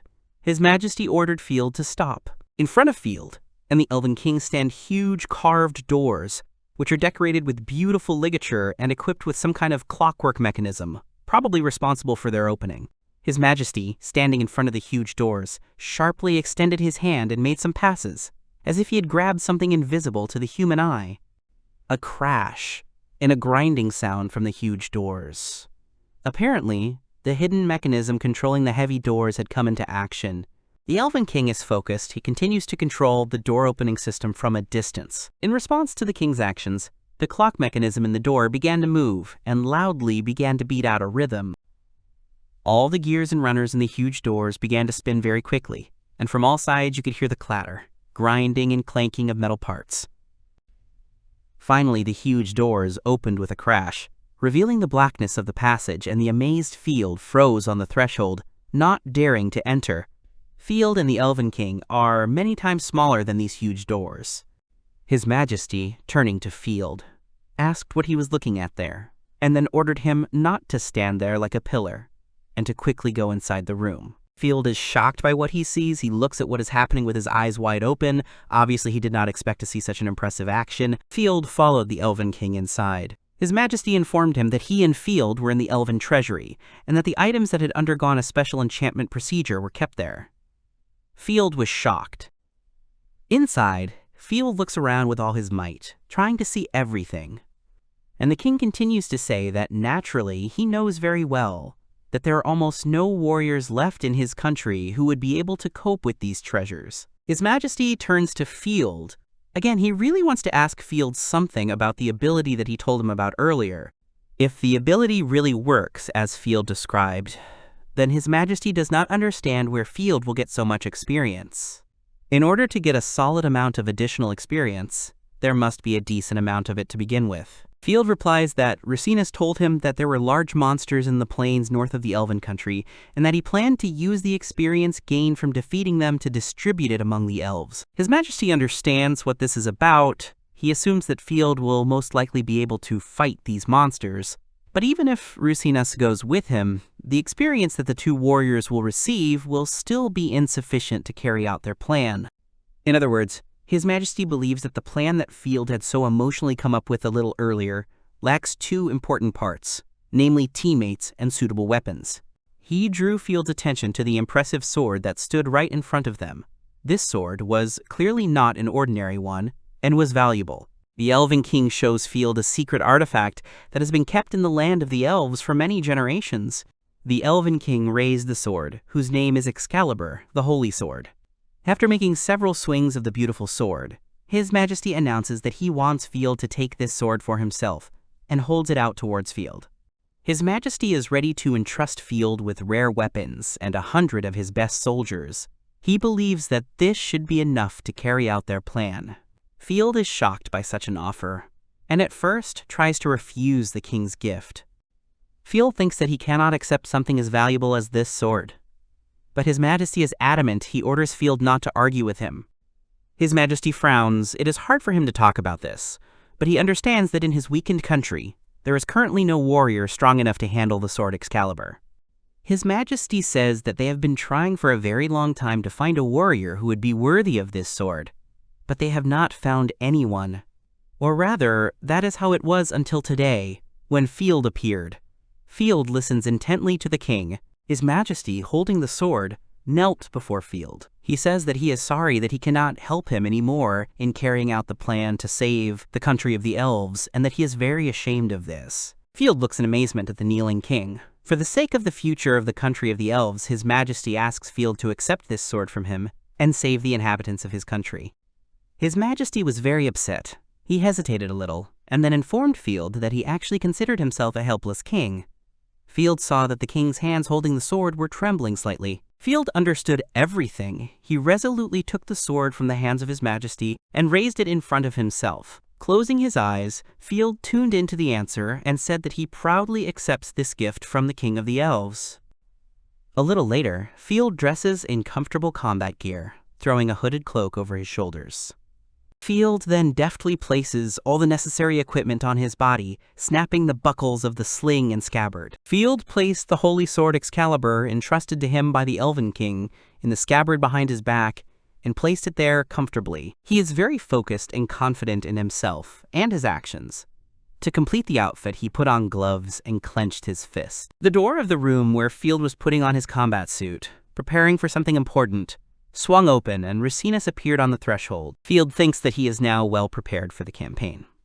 Rusinus calls his name from the door. It is time for him and the team of elves to set out on their journey. Field looks resolutely into the distance, as if mentally, already halfway to the dangers awaiting them, he clearly intends to overcome everything. There is a squad of elven warriors on the street, and Field introduces herself as the commander of the squad of elven soldiers. Her name is Agatha, and she is the captain of this squad. His Majesty has already told her everything. Field was about to answer something, but hesitated, and then he began to say something incoherently about how he was just an outsider, a very ordinary person, and he was not asking them to trust him. His confused explanations were interrupted by Captain Agatha's loud laughter. Field was somewhat taken aback by such a violent reaction. Captain Agatha asks him to exhale and calm down, because they will all follow Field. Firstly, such was the order of His Majesty, and secondly, they all have no choice, in principle. Asks Captain Agatha if she is definitely not against following him, since he is still very young. To this, Captain Agatha answers that for them, adult elves, all people are like children in age. Agatha wants to add something else. Captain Agatha, looking straight into Field's eyes, says that she believes that now races and years lived mean nothing, because now only the result is important for all of them. And then, looking straight at Field, she asks him if he thinks the same as she does. And Field, looking into her eyes, silently agrees with her statement. Field and Agatha clearly understood each other. Rusinus, standing slightly behind Field, unusually calm, reminds him that on this mission, Mr. Field is the most important one. Field tensed up a little, because it was a responsibility. That's why Rusinus thinks he should say something to his squad before the expedition. Field glanced thoughtfully to the side. It seems she's right. Field decided to be honest with the squad entrusted to him. Addressing the elves, he admits that for him, a stranger in the land of the elves, leading their battle is a very difficult matter. Field gathers strength to say the most important thing. He then boldly says that he saw various amazing things in this country, as well as the people who inhabit it. And although Field knows elves only a little, he likes it here. Field is very inspired, and therefore he asks the elves of the squad to believe him that he sincerely wants to protect the country of the elves, and for this he needs their help. Continuing to speak with the elves, Field says that he is counting on every warrior in this detachment.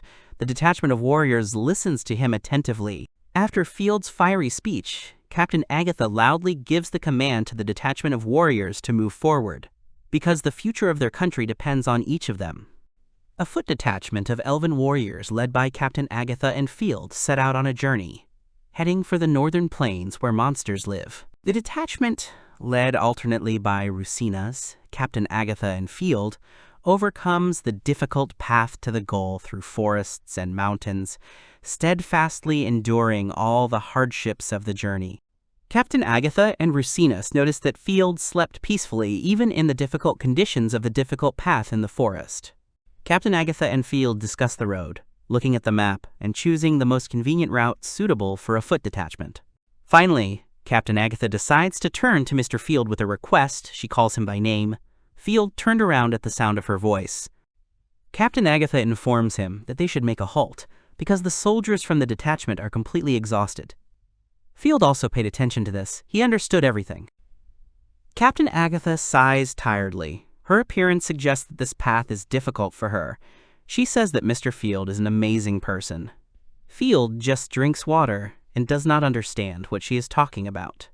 Captain Agatha explains to him that their detachment had been walking for several days in a row, and he was not even out of breath. It seems that Field really did not notice this and is now surprised by her remark. He silently looks at her. But the elves in the squad opposite are very tired. They have sat down in the clearing and are resting. Captain Agatha hopes that they will not become a hindrance to him when things take a serious turn. But Field does not think that the lights will be a hindrance. Captain Agatha asks Rusinas how far it is to the northern plains, since they have been walking for several days in a row. Rusinas replies that, according to her calculations, they should have reached the place by now.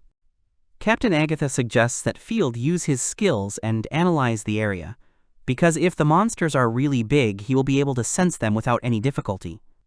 Field agrees with her and is ready to try. Captain Agatha and Rusinas watch Field as he uses his analysis skill to search for monsters and ask each other in surprise what is going on. And Field at this time stands thoughtfully a little ahead. He thinks that this is strange. He found the monsters, but something is not right here. He reports that according to the analysis data he just received, the mark indicates that the monsters should be exactly in the place where their squad is now located. He asks Rusinas to break the ground a little. Field thinks they need to try something. Rusinas cries out in surprise at his request. Rusinas asks if Mr. Field can do it himself, but he counters that he has a very valuable sword in his hands. He cannot do it. After all, he was entrusted with the national treasure of the elves. He is not going to dig the earth for them. Then Rusinas asks Captain Agatha to pierce the ground instead of her, but she also refused to do it. Her ability greatly damages the sword, so she definitely won't do it. Field makes a pleading face and begs Rusinas to fulfill his request. Rusinas is not very keen on doing so and pretends to pout. In the end, she understood everything and agreed to do what he asked. Rusinas is focused. He confidently takes the weapon out of its sheath. Drawing her sword, Rusinas struck the ground beneath their feet. However, contrary to their expectations, nothing happened, and the ground cut by Rusinas' sword remained calm. Field is surprised and finds it strange. He hoped that the monsters would be hiding somewhere underground or something like that. He was about to say something else, but he was interrupted by a wild scream that burst out from the crevice. This cry is so strong and terrible that it plunges everyone present into horror. They scream that they do not understand what is happening. Captain Agatha gives the elves the command to immediately prepare for battle, and the excited Rusinas, trying to shout down the cry of the unknown monster, calls for Mr. Field. It seems she knows what it is. Captain Agatha immediately orders her warriors not to split up and try to reach the foot of the mountain. Field and Rusinas seem to be in a stupor, but then Field realized that the monster was not in the mountain. With a face distorted with surprise, Field stated out loud that the monsters he was looking for were not hiding in the mountain at all, but that the mountain itself was the monster. He clearly did not expect such a result. Right before the eyes of the amazed people and elves, what they thought was a mountain swelled, changed shape, and began to take on the outline of a huge monster, which continued to emit a terrifying cry. One day, a traveler found himself in a village that lay somewhere on the plains. The traveler, left without any money at all, asked one of the villagers to give him a place to stay for the night, and he, agreeing, took him to an empty house. The traveler, who had fallen into a peaceful sleep in an empty house on the plain, suddenly woke up in fright in the middle of the night, feeling how the place where he had spent the night began to shake. The unknown tremors of the earth continued until the morning. The traveler could not fall asleep again and waited for the shaking to stop so he could leave. When the tremors stopped, he left his shelter and, looking around, froze in place in surprise. The traveler saw an empty space before him. The village he had visited the day before had disappeared, leaving the traveler alone in the middle of a barren space in which there remained only he and the small, unsightly house in which he had spent the night. A thunderous, wild roar resounded in the recently quiet forest space. A huge beast of gigantic size appeared before the heroes, opening its mighty mouth with a row of sharp, large teeth. Its enormous body moved, creating a terrible noise. Field stood frozen in shock, staring at the giant beast before him. The boy's body was overcome with tremors, caused by the sudden appearance of the monster. Fear was written on his face, and beads of sweat rolled down his body.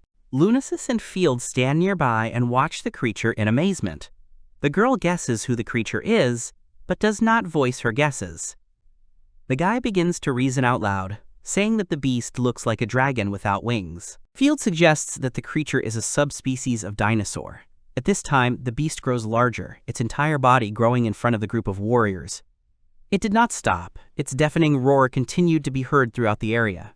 The girl tells her comrade standing nearby that she has heard of monsters of large size but never thought of a creature so huge.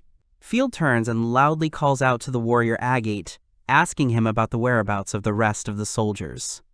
Agate replies that the soldiers are in terror, but he managed to group them and restore the formation, but then he falls silent, hesitating to continue his thought. Field, having assessed the situation and listened to Agate, speaks loudly, worried that he himself understands the mood of the soldiers, frightened by such an enemy with whom they cannot cope with numbers alone. The young man was worried. Sweat was pouring down his face.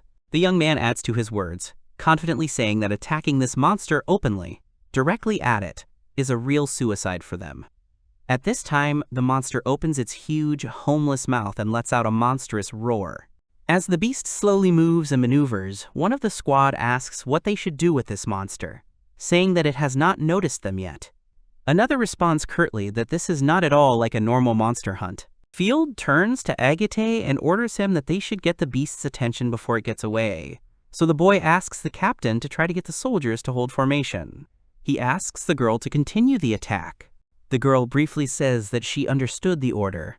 A gleam in anticipation appears in her eyes, and she takes her sword out of its sheath, making a sharp swing of her hand.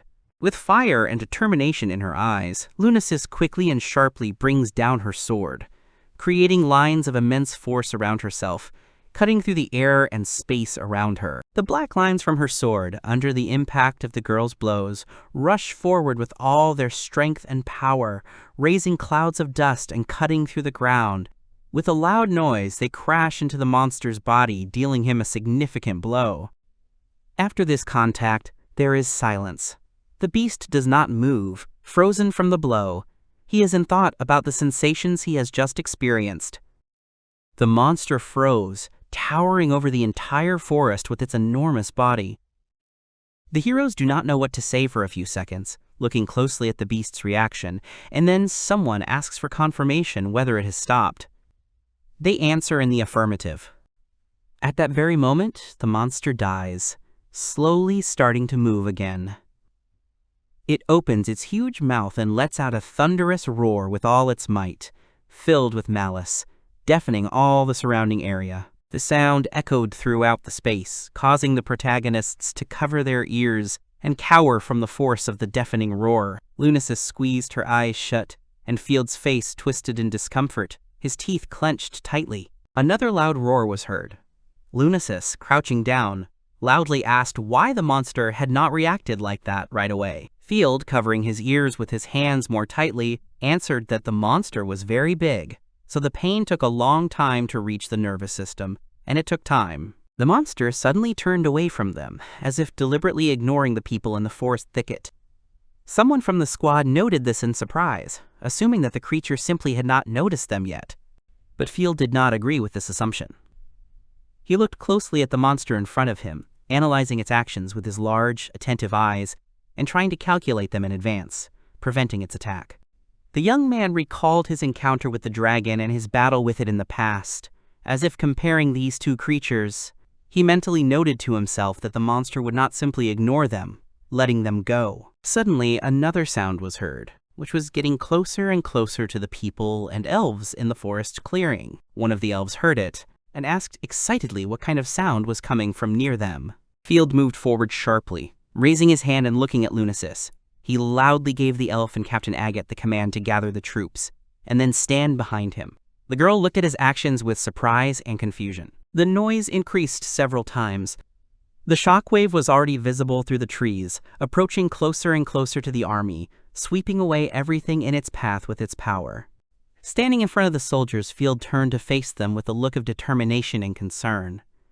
He shouted loudly, warning his squad that the monster would use its tail strike. The monster turned around and looked at the boy with its fierce eye. It swung its massive tail and powerfully slammed it into the ground, creating a powerful shockwave that rushed straight towards Field. The young man froze, not flinching, looking at the danger rushing towards him. Absorbing the monstrous shockwave with his eyes, Field mentally said only one thing: the name of the legendary sword in his hands, Excalibur. Of being handed this sword flashed through his mind, of the young man carefully holding it with both hands, listening to the information that it was a legendary treasure of the land of the elves. For good reason. Bringing the sword a little closer to himself, Field absorbed the words that the power of this sword did not depend on the physical strength of the owner, so the young man could best reveal its full potential. Field clearly remembered the way the Elven King had looked at someone when he had given him the precious blade. How he had insisted that the young man concentrate completely on the blade in order to awaken its full power. And in the youth's thoughts echoed the last words of the Elf Lord, who had said that the sword could do everything else for him. So Field raised Excalibur and concentrated, looking at the danger with a determined and warlike look. With a powerful blow, Field reflected the shockwave, causing a huge explosion. The monster, seeing this, opened its mouth in surprise, watching the unprecedented power. The blow was so powerful that it activated a strong wind wave that headed towards the Elven squad. The soldiers tried their best to stay on their feet so as not to fall under the squall gusts of wind. Field stood there, trying to recover, sighing and moaning heavily, as blood began to pour down his face, as his body was not prepared for the force and impact of his own blow. He stood wearily on his feet, leaning dangerously to the side, but for now he kept from falling, tightly gripping the legendary sword with his hands. In front of him gaped two halves of the monster's enormous tail, split in half by a powerful blow. The soldiers of the Elven squad stood in amazement and watched as a large pool of blood flowed from the torn halves. Captain Agate couldn't believe his eyes and stood there, looking at the aftermath of the boy's blow in shock. There was a shocked expression on his face, and his eyes were wide open, taking in what he saw. He repeated in disbelief, "How is this possible?" Feeling unbearable pain, the monster threw back its head and roared terribly. It raised its tail with the cut-off tip and let out an even louder roar than the previous one. Field insistently called Lunasis by name. The hero began to explain his plan to the elf in a hurry and quickly, which was that he would distract his attention, but the rest of the soldiers would be vulnerable at that moment if they gathered together. So he asked her to keep an eye on them. After giving the girl his instructions, Field tightened his grip on the sword and concentrated. He tensed his legs, strengthening them for a quick, high jump. Having completed the preparation of his body, the young man suddenly tore off from the spot, switching to a fast run.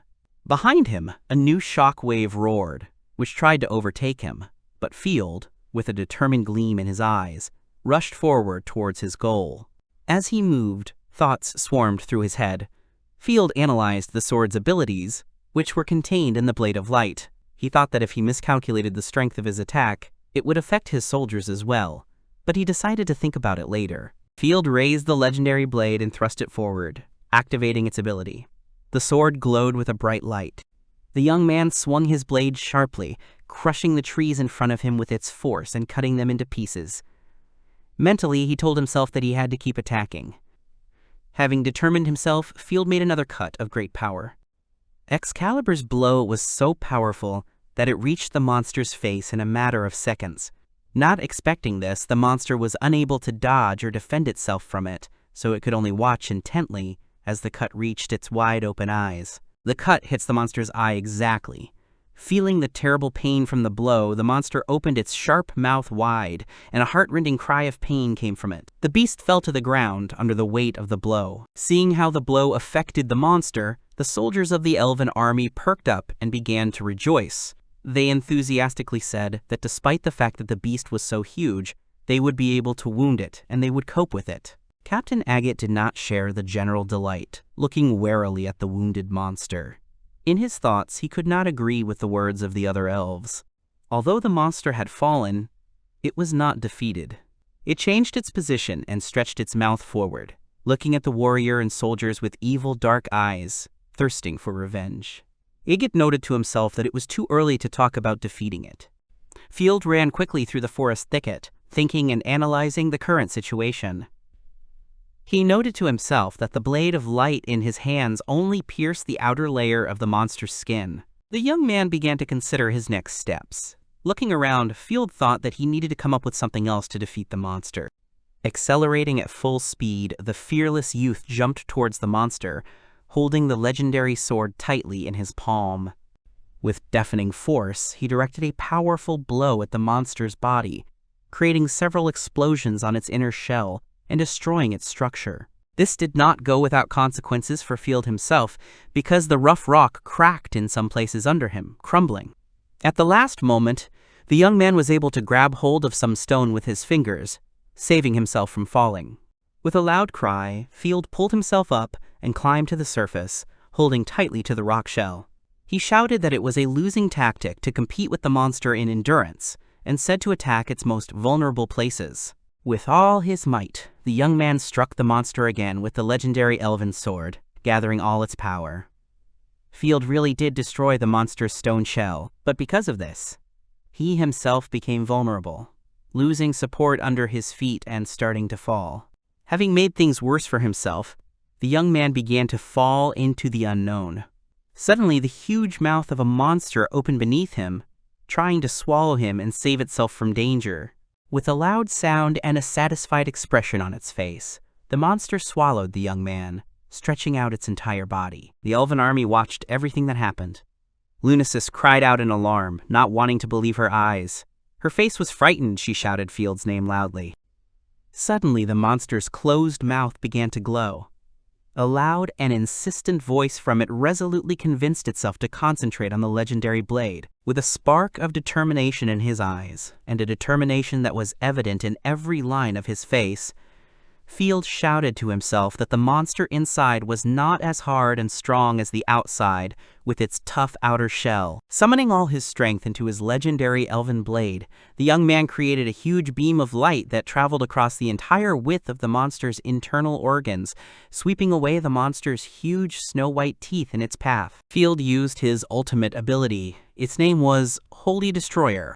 Under the influence of this enormous power, the monster's mouth opened wide and a blinding beam of light began to shoot out from inside it in all directions. The beam from the legendary elven sword was so powerful that the monster could not withstand its onslaught. The monster's enormous body was cut into two even halves that glowed brightly with a snow-white light. The elves looked at the battle before them in amazement. Their faces showed surprise and delight, and the crowd could hear exclamations of delight and words about how Field had managed to defeat the monster. The monster's body fell to the ground with a crash. The elven soldiers, seeing this, talked among themselves, saying that Field had managed to defeat the monster and kill it. Someone joyfully shouted that the young man had managed to slay the creature. Only Lunasis did not share the general delight. She looked up with wide, amazed eyes, peering into the heights of the sky. The elf's face showed fear and concern for the young man. The girl asked worriedly where Field was. At that moment, something was rapidly falling from the sky, approaching the ground and the forest clearing faster and faster. The unidentified object turned out to be Field, who was rapidly falling towards the ground. His body is in poor condition after using his maximum powers. It is riddled with fatigue and exhaustion. The young man falls quickly, his sword flying next to him, released from his hands. His thoughts rush around in Field's head. He realizes with panic that neither his body nor a single muscle in it obeys him. He tries to move his fingers, but they do not move either. His tired eyes look at the sky. They fill with tears. He understands that his body has no strength, no mana, no motor abilities. The young man thinks with concern that he cannot so stupidly go into oblivion, wasting his life in vain. Field continues to fall rapidly, tears streaming from his eyes, which the wind carries into the air. With his last strength, he stretches out his hand forward, hoping that he can change something. The young man regrets his ability. Lunasis saw from the ground how the boy's body was rapidly falling down. Not wanting to accept the tragic outcome, she called upon her magic and directed it to her legs, preparing to catch the boy during his landing. Crouching down, she braced her legs to be ready to cushion Field's landing. She opened her arms, watching the boy fly closer and closer to her, calculating the place where he should fall. As the boy got closer and closer to the ground, Lunansis screamed his name loudly, looking at him with frightened eyes. Just as Field was very close to falling, the elf extended her arms and leaned her body back a little, trying to soften his landing. Their two bodies connected, and they both fell to the ground with a loud thud. But the girl softened the boy's fall, minimizing the consequences. A few meters away from them, the legendary elven sword fell and clanged against the surface. Lunansis, holding the young man in her arms, called him by name and imploringly asked him not to leave her. Field slowly opened his tired eyes and, looking at the elf, hesitantly asked her if he had really completed his task. The girl held the young man in her arms carefully and gently. Hearing his question, she looked at him with disbelief, looking at him in surprise and trying to comprehend that he remained alive and unharmed. Her mouth dropped open in surprise. She remained silent, looking with her eyes at the living young man in her arms. Field continued to ask timidly, asking her if he was dreaming all of this. Coming to her senses, Lunansis smiled widely with relief, unshed tears frozen in her eyes, which looked at the young man with tenderness. She carefully told him that she could give him the potion mouth to mouth, and then he would get up and see everything for himself. Field smiled happily, looking at the girl with one eye. He grinned at her words, and, while the elf gently stroked his dirty cheek with her fingers, the young man told her that he was fine and that he could cope on his own, without a magic potion. They were lying in the middle of an empty space, far away from everyone. Seeing them, worried Captain Agate and other elves quickly started running to them to help the commander and express their gratitude. It was time to return to the elven residence. The Elven King and his assistant turned around in surprise at the returning detachment, not reliving their quick return. Before them appeared joyful and contented warriors, who, with pride and a sense of accomplishment, returned to the king. The faces of Lunansis, Field, and Agate were lit up with happy smiles. She supported him so that he did not fall. The Elven King just watched as the soldiers entered the palace, returning home. As they crossed the threshold, Lunansis released Field and opened her arms to embrace her father. The ceremony began in front of the palace gates. All the inhabitants of the elven country gathered in the square, anxiously awaiting the beginning. In front of them, Field, Lunansis, and her father towered above. Field closed his eyes and concentrated, calling upon his ability. He extended his hands forward and began to fill them with his magic, causing the light to come from within. The elves in the square watched in amazement as everything happened. They began to glow, feeling how the young man's ability filled them with power and increased their magic. The elves smiled and joyfully celebrated such an event. Many in the square hugged their relatives, trying to share their common happiness. Someone was already starting to boast about their newfound strength. Field and Lunansis watched all this proudly and contentedly. They stood with joyful smiles. Feeling something, Lunansis turned away from watching the square and turned back, peering at the approaching figure. Right in front of her stood Illumina, who had managed to get out of bed and come to this event. She looked at Lunansis with confusion, her small hands clutching the cape thrown over her shoulders. Lunansis froze in shock, looking at the little elf in front of her. She looked at her carefully, trying to comprehend everything. Then, without further hesitation, the elf rushed to Illumina and hugged her tightly, pressing the confused girl to herself. Field turned around in surprise, watching all this. The young man watched the girl's embrace. Suddenly there was movement next to him, and only a slight breeze reminded him of how quickly the king had moved. The Elven King quickly jumped up from his seat and, not caring about the little things, fell to his knees in front of his daughters. He hugged them tightly, squeezing them in his arms. The girls just froze in confusion, not expecting this from their father. The man began to sob, choking on tears and not hiding his emotions. Lunansis watched in shock as her father's body shook as he gave in to his emotions. Tears appeared in her eyes. Field stood to the side and watched as the family of elves rejoiced and comforted each other in their arms, mourning all the trials they had gone through. His lips curled, but he said nothing. Field only smiled softly, watching how life in the land of the elves gradually began to change for the better. As the elves rejoiced in the square and danced in celebration, The queen noted out loud that she could not remember the last time their country had shone so brightly. The elven king and queen stood at the balcony railing and watched their subjects rejoice. The man turned to face her and softly called her name. Looking down, he admitted to his wife that she was right. The king noted that even if he spent his whole life trying to repay Field for what he had done, it would not be enough, and noted that over the years he had become coarse and his feelings dulled. They saw the joy on the faces of their subjects who were carefreely enjoying their happiness. Gaius said that he had been wrong all along, and his daughter was right. But Lunalia gently disagreed with him. She noted that the path to a better life for the elves was paved by an artifact created by their ancestors, and the elves of their kingdom in Illuminal will be able to continue their lives only thanks to him and Lunasis, who fought to the end. Gaius then looked away and asked in confusion where Field had gone. He explained that he wanted to talk to him because the king wanted to get to know his future son-in-law better. Lunalia just looked at her husband and expressed her surprise. At this time, Field was rummaging around in the bushes, trying to find a way out.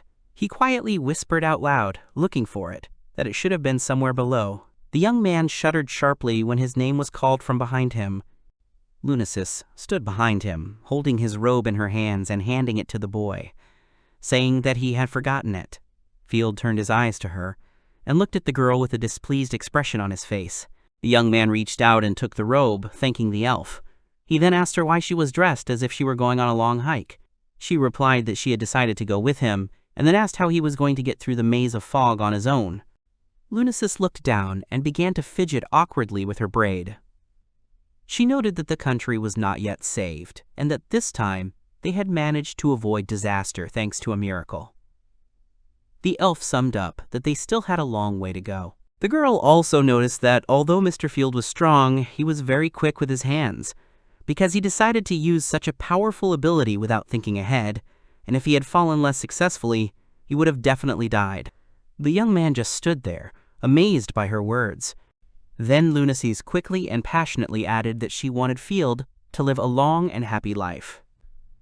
The young man casually asked why she was so worried about him only because the country of the elves badly needed his strength. Field clasped his hands behind his head and stood relaxed, waiting for the girl's answer. Lunasis said briefly and firmly that he was wrong. The young man turned to her. The elf, standing before him, said decisively that the reason for her concern was that she wanted to be with him, even if their time together was short. Lunasis fell silent after her words. She looked straight at Field. Her lips stretched into a gentle smile, and her eyes sparkled with warmth and softness towards the young man. The precious earrings in the girl's ears swayed in the wind, sparkling. Field threw his robe over himself and wrapped himself in it. He awkwardly tugged at his collar, not knowing how to react to the elf's words. His cheeks flushed, betraying his embarrassment. He quickly turned away from Lunasis, not wanting to show her his embarrassment. He pretended not to care, so he casually blurted out that her actions were none of his business, and that she should do whatever she wanted. The elf only smiled contentedly. Suddenly they both froze, feeling that there was a third person among them. Lunasis turned her gaze to the girl in the hat with rabbit ears. The boy and girl cried out in surprise when they saw Illumina joining them. The girl stood with a wide and proud smile, holding what looked like a broom tied with a bow, and was ready to go with them on their journey. At this time, chaos was taking place in the dirty sewer pipe. The entire cramped space was stained with an unpleasant liquid, and unpleasant sighs and curses were heard from afar. Loud squeaks of rat-like creatures were heard. They looked dissatisfied and angry. Next to them, bitter words were heard from a man who claimed that he and his comrades used to be the strongest guild. In front of the horde of large rats were Field's former guildmates. They looked scared and depressed, with large tears rolling down from the eyes of the warrior Bonsa. The leader, Claude, wondered at their situation in confusion. They grouped together in a narrow sewer tunnel and were ready to defend themselves. From the other side of the tunnel, moles were rapidly approaching them, squeaking aggressively and angrily. Claude wondered in bewilderment why all this was happening to them. Claude recalls the past, namely his first meeting with Field. In his memory, he sees the face of a heavy-set soldier who calls him loudly and insistently and asks him to come to him for a second. At this time, Claude is playing cards with a fair-haired young man. His usually long hair is pulled back to keep it out of his way. He looks around with displeasure, looking coldly at the soldier. His opponent throws away his cards with a sad expression, thinking about the lost money. Claude gets up from his seat and approaches the soldier, who turns out to be the head of the guild. He asks him what happened and questions who the boy is, whom he persistently brings to him. The boy clutches a strange book to himself. The guild leader says that he took him from the shelter where they stayed a few days ago. The soldier continues his speech, calling the boy fresh blood of their guild. He asks Claude to make sure the child is ready to carry out his tasks and does not die in the process. The man asks why this task was entrusted to him. The other guild members immediately start laughing at Claude, shouting that they brought him some boy and now he has become his nanny. The man only turns to them, angry at their words. He turns back and raises his hand, scratching the back of his head in irritation. Claude asks himself with displeasure why this is happening to him, and then turns his attention to the boy and asks his name. The boy continues to clutch the book he brought with him. He looks at the man in front of him with big eyes and says that his name is Fildo. Claude returns to the merciless reality of his memories. His entire body is covered in bruises and contusions. A large lump has swollen on his cheek. He is being carried down the street upside down, hanging almost unconscious. All the members of the guild walk along the deserted city street, dirtying the tiles with their dirty footprints. They are all covered in dirt and dust and are walking defeatedly in search of a place to spend the night. A heavy soldier carries Claude on his shoulder. Claude gradually came to his senses. Someone noted this by screaming, to which he immediately received a shout from another member of the guild, who advised him to move faster so as not to be caught on the street, which would lead to trouble. The guild leader complained of pain in his arm and discomfort on his face. His arm was indeed in bad condition, with blood flowing from a wound on it. Dorothy asked the man worriedly if he had already forgotten what had happened to him. She told him about how a giant rat attacked him in the sewers and bit him. Claude only indifferently repeated the words about the giant rat. Dorothy could not restrain herself and pounced on him with accusations, saying that they took on this case because he told them that it was an easy matter, and in the end he was almost eaten by rats, and they had to retreat. The witch continued to scold the man, saying that he was the only one to blame for what happened to his face, because it was Claude who decided to swing his fists at the client, and he decided to fight him off, and if it weren't for the military police, the man wouldn't have survived there. Dorothy summed up that she had told them not to take on tasks from other adventurers. Someone reproached her for her own agreement, and another asked them not to argue, for which he also received a rebuke from the witch. Claude looked at the ground, defeated. The guild leader gave a bitter verdict that they had failed to complete the task. All four of them approached the door of the house. The door opened and Bansa, with Claude on his shoulder, began to walk in. They were met with mocking words from the people sitting in the room, who greeted the guild master with mockery. In front of them sat several thugs, drinking alcohol and doing nothing. One of them mockingly addressed those who had returned, asking where they had found an employer, but then brushed it off, saying that he was only interested in money. The four members began to climb the stairs. The men mockingly raised their glasses and shouted a toast to their guild. Dorothy cast a hostile and contemptuous glance at these drunkards, and called them freeloaders out loud. She continued her thought, saying that they would continue to sit in this house until the money ran out. Carl noted that everyone who decided to stay in the guild was like that. He asked Claude to sit down and said that he would take care of his treatment.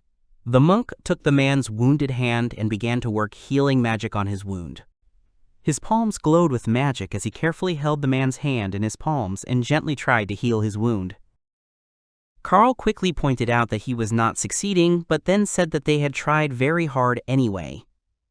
Dorothy looked at her palms and noted bitterly that, as she had thought, they had lost all their strength. She then clarified that rather they had returned to their original level. Claude extended his hand and looked at it. The bloody bandage had slipped off, revealing a large wound mark. Carl removed his hands and hastily said that he somehow managed to stop the bleeding, but he kindly advised the man to contact a normal healer at the clinic. Seeing how Carl was fussing and how Claude sat with such defeated fatigue, Dorothy flared up and shouted loudly that this whole thing was complete nonsense. She screamed even louder, waving her arms. The witch asked who came up with the principle that if they returned to their initial level, then they had room to grow, because they simply completed tasks using force, so they had already forgotten how to fight. Dorothy continued loudly that killing rats was a beginner's task, and was the easiest job. She then blamed Bonsu for getting scared and screaming, which led to the rats attacking. He just looked at her sadly. Bonsa began to justify himself, saying that he could not help himself. He noted that they were all strong before, so such problems did not arise, and they also had strong magical support and a large supply of healing magic. He then pulled out a simple wooden bat and insistently asked Dorothy to look at it, since it was now the only piece of equipment he could use. Bonsa sadly noted that now he could not relax at all. Carl listened to his comrades' complaints and agreed with them. He added that Mr. Bonsa was not a strong man to begin with, and this information had completely slipped his mind. The man listened to the monk and wiped tears from his eyes. Dorothy thoughtfully listed the problems with the guild's arrears and paying its members. She noted that the longer they put it off, the more their debt would accumulate, and then after a while the country might disband their guild altogether. Carl looked at Dorothy, listening to her words with a disappointed look. The witch added a little more about the dissolution of the guild. She said that if they announced the dissolution of their guild, the country would be able to minimize the unpaid debts. Bonsa listened to her words with tears rolling down his cheeks. Dorothy announced the bitter outcome that would befall their guild if events were to proceed as they had. If that happened, the dawn of glory would be over. Carl looked away and said that when everything was going well for them, he thought about the guild's eternal existence. He added that he could never have imagined such a shameful end for them. The monk continued, turning to Dorothy, that if she had said such a thing in their better days, they would all have laughed at her. Bonsa agreed with him. But suddenly, Claude spoke up, declaring that it was not over for them yet. He confidently shouted that the dawn of glory would begin again, and one mistake could not mean anything to them, because they just needed one more task in which they would not prove themselves. Bonsa and Carl looked at his outburst in bewilderment. The monk even called him. Claude continued fanatically, ignoring the other members' hesitation, saying that they simply had to try harder, and their dreams would come true. But then Dorothy cut him off abruptly, calling him by name slowly. She insistently asked him to come down to earth. Claude froze in amazement, squeezing the wrist of his injured hand with his fingers. Claude began to shake in excitement. He asked abruptly whether this was not their desired dream, and pointed out that the dawn of glory would not be wasted just like that, and they would be able to make it the best guild that would be known throughout the world. Dorothy ran her hand through her hair, tugging at a long strand, and calmly noted that this was his dream, not theirs. Carl followed up by saying that this was no longer possible. Bonsa said, covering his face with his hand, that everything looked so good because of their constant luck, and the fact that they had achieved everything not through their own efforts, but were self-confidently unaware of it. Carl briefly agreed with Bone's words. Claude's eyes widened in amazement. He refused to believe what he heard. Dorothy began listing indifferently that they had high expenses for running the guild, which they could not afford at the moment. She noted that they did not fit the description of the best guild at all.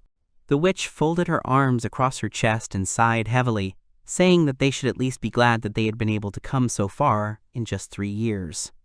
Claude cried out in confusion, asking them what they would do if the Dawn of Glory Guild disappeared, since they couldn't do anything without it. Carl looked away and sheepishly shared that he had long been thinking about opening a massage therapy office. Although he couldn't handle wounds, he could certainly treat pain in the hip or back. Bonsa said with a smile that he was thinking about returning to his hometown because he was worried about his mother, who was having a hard time being all alone. Someone asked about Dorothy's plans. The witch smeared her palms and shared that she was tired of being a magician because those ineffective spells were of no use to anyone. She stood in a chic pose and noted with a smile that they had nothing but a charming face, so Dorothy decided to find herself some rich old man. Carl looked at her in surprise, and Claude insistently asked her to wait. The man cried out loudly and discontentedly, asking if the girl was really going to leave him just like that. Hearing these words, Carl and Bonsa froze in amazement, and Dorothy only waved her hand indifferently, noting that nothing could be done. Bonsa leaned over and, covering his mouth with his hand, asked Carl in surprise if the two were really in a relationship. The monk also covered his mouth and asked in response how he could not know this. Dorothy continued to surprise Claude with her words, saying that two unemployed people had no reason to see each other. She noted that the man used to have money and status, and also said that they had peculiar characters and the relationship between them was not very good. Claude stood there, stunned by the onslaught of harsh words. Sweat was pouring down his face. Dorothy continued, saying that everything was in the past between them, because they had lost everything, and he even more, so now there was nothing that attracted her to him. The man could only repeat some of her words in confusion, as if realizing that she was right.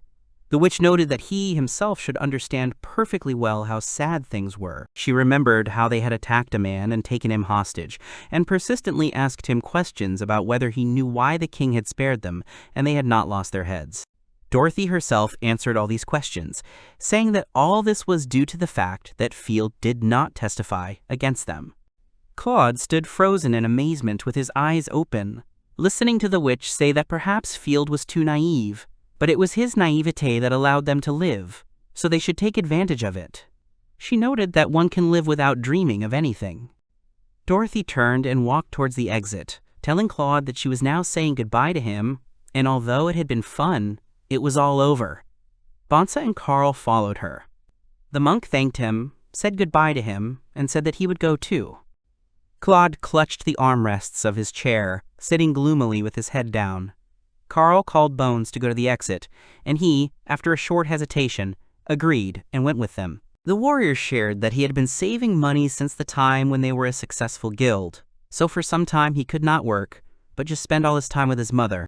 Bonsa noted that he had sent her letters, but his heart was still heavy. Carl remembered the man talking about her poor health, and the warrior agreed, saying that she had problems with her hips. Claude grabbed his head, bending it low to his body. They had almost reached the door. Carl said that if he and his mother were in town, they should stop by and he would give them a massage. Bonsa thanked him heartily. They had almost left Claude when he suddenly jumped up from his chair and ran after them. Bonsa smiled broadly, thinking about the future that was opening up before him. He noted that when the money ran out, he would get a job as a farmer for a neighbor, because in his second life he wanted to wield a shovel, not a gun. His smile was wide and happy as he concluded that such a life would not be so bad for him. Claude stood behind him, holding a sharp knife in both hands. With a grim and determined look, he swung it, and a loud thud was heard. Below, the drunken guild members were drinking merrily and raising their glasses high. One of the men called loudly to the guild leader, seeing him coming down, and asked him if they had really been dividing up the money the old way up there. He raised his glass and thanked him with a smile for the guild trying so hard for them, its members. Claude calmly walked past him. The man froze and stopped smiling, looking attentively at the departing head of the guild. Claude headed for the door, clutching a bloody knife in his hand under the fabric of his cloak. The man looked at him with displeasure and took a sip from his mug, wondering why the chief was so silent today. A loud cry came from above. The man choked on his drink in shock as a shrill scream came from above, calling for someone to come over. One of the drunks ran up to the stairs and asked what had happened. At the top, a man with tears in his eyes was babbling incoherently that he had only wanted to ask the guild management to pay for the drinks. Then he insistently asked for the military police to be called. The guild members quickly went upstairs. They saw a hand with manicured fingers lying on the floor in a pool of blood. A terrible sight opened up before those who arrived. 3 lifeless bodies lay in pools of blood in the room.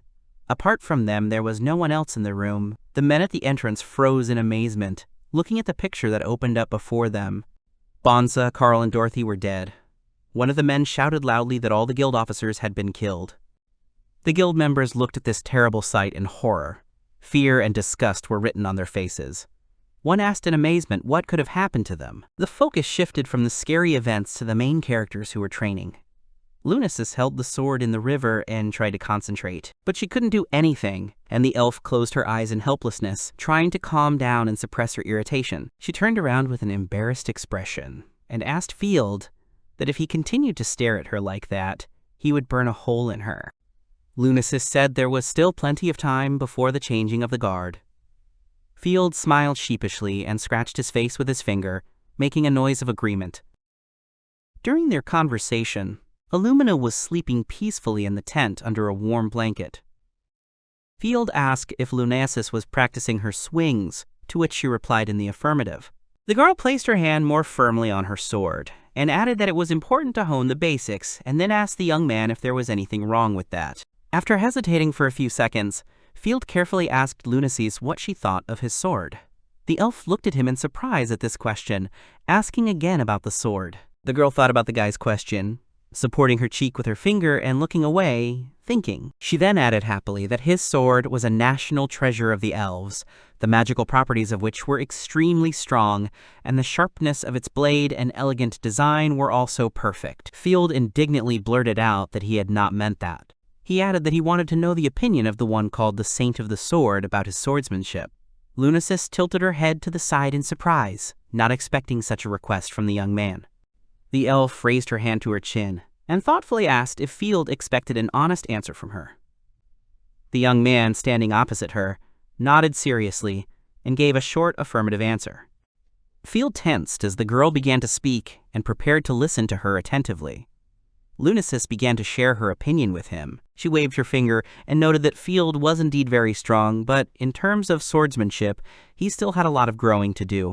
Lunacies remarked that if he had wielded a sword at the proper level, his old sword would not have been so worn out. Field listened to her words with his mouth open, amazed.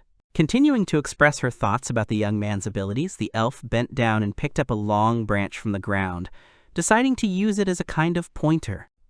Raising the twig into the air, she began to analyze his swordsmanship with a smart look. Lunacies noted that the Gigarex that Field had defeated back then could not have been defeated by anyone other than him. She then continued by saying that there were more suitable places to attack with the Blade of Light than the forest thicket and a large monster. Using a twig, the elf drew an image of a Gigarex on the ground and showed that if Field wanted to deprive it of mobility, then it was necessary to aim at the base of the fin. The young man asked about attacking the eyes, but she noted the loss of the beast's attention. Lunacies continued her explanation, explaining that if the monster was also huge in size, then when attacking the eyes, it could go berserk and cause damage in all directions. Field thought about it and agreed with the elf's arguments. The young man looked at the girl and clenched his fist tightly. He told her that he wanted to ask her for a favor. Looking straight at Lunacies, Field asked her to teach him how to fight with a sword. The girl looked at him in surprise, not expecting such a request. The girl was silent for a few seconds, and then carefully asked what the point of this was for the young man, who was already stronger than her. Field thought about it for a bit and said that such a request was related to his ability, because no matter what his status was, he still had too little battle experience that he wanted to make up for. Behind Lunacies, the beautiful stars sparkled in the night sky. The girl stood silently and patiently listened to the young man's reasoning about his abilities. Field noted that now he is basically no different from himself in his younger years, who managed to survive only thanks to his ability. With a determined gleam in his eyes, Field firmly said that he wanted to become stronger as an adventurer and strive to ensure that his strength did not come from his ability. Again, Claude's memories, only this time about the terrible crime he committed against his comrades. He plunged his hand into Bone's side. The tall man froze in surprise as he watched Claude twist the knife in his body. He made a questioning sound, not understanding what was happening. The guild leader pulled out a knife, and blood started to flow. Bonsa fell to his knees, not believing the red liquid flowing out of his body. He asked why this happened. Tears began to flow from his eyes, and he said in monosyllables that his body was in pain. And then Bonsa remembered his mother and began to sob even harder. Carl and Dorothy stood in the doorway, amazed, watching their comrades suffer on the floor. The monk's mouth opened wide in surprise. Suddenly, Claude made a swift dash and approached Carl, firmly grabbing him by the neck with his palm. The monk only had time to ask who did all this. Claude lifted his smaller body into the air and squeezed his hand tighter. A disgusting sound of bones crunching echoed through the room. The man himself stood with disheveled hair and a terrible face, on which one could already see madness. Claude threw the limp body aside and began to advance on the frightened Dorothy, who was pressed against the wall. On his way, he stepped into a pool of blood, and now his shoes were dirty with it. The witch looked at the approaching man with fear. Large tears rolled from her eyes, and she bitterly turned to Claude, saying that he would have no way back. Claude ordered her to be silent in a commanding voice and raised his sword, swinging it for a better blow. His eyes were burning with the possessed gleam of madness.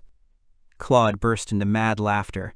He clutched the bloody blade and cried with a smile on his lips. Continuing to behave like the last madman, Claude opened his eyes and confidently declared that he knew who was to blame for everything. Leaving the tavern, he jumped on his horse and began to walk away from the scene of his terrible crime, continuing to laugh madly and moving away into the night. The events that will now be described took place after Field and the elven detachment returned to the capital. The elven king stood majestically and addressed the warriors, noting that they had to endure a lot but they coped with everything. He continued by saying that later a full celebration would be held and from now on this day would be considered their national holiday, which they would celebrate from generation to generation. The elves happily supported his words.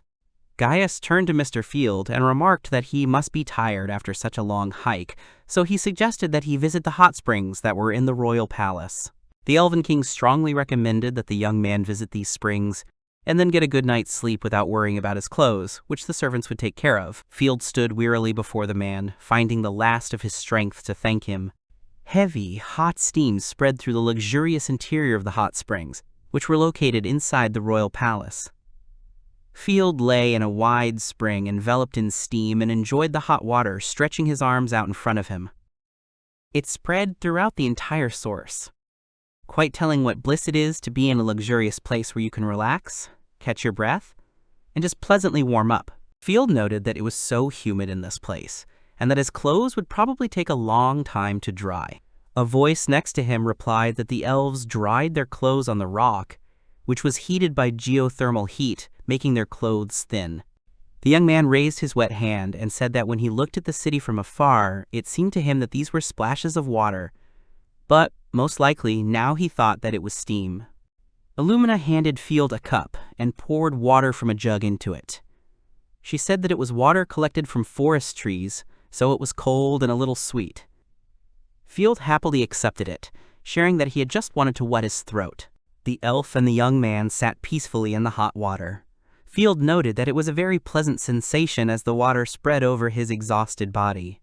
Illumina held the jug in her hands with a smile.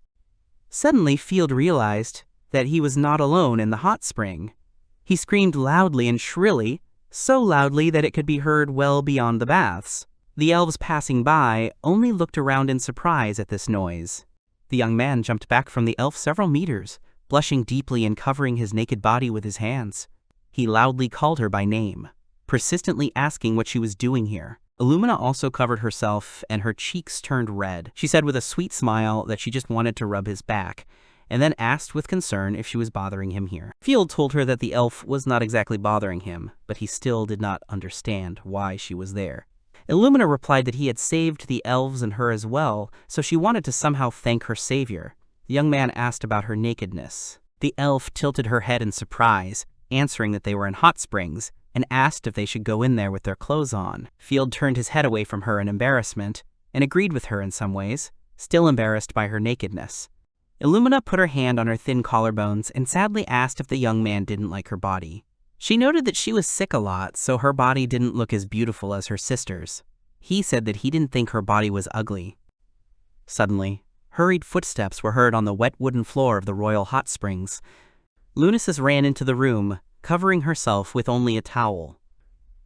Illumina, who was saying Mr. Field's name at that moment, looked at her sister in surprise, and she loudly shouted her name.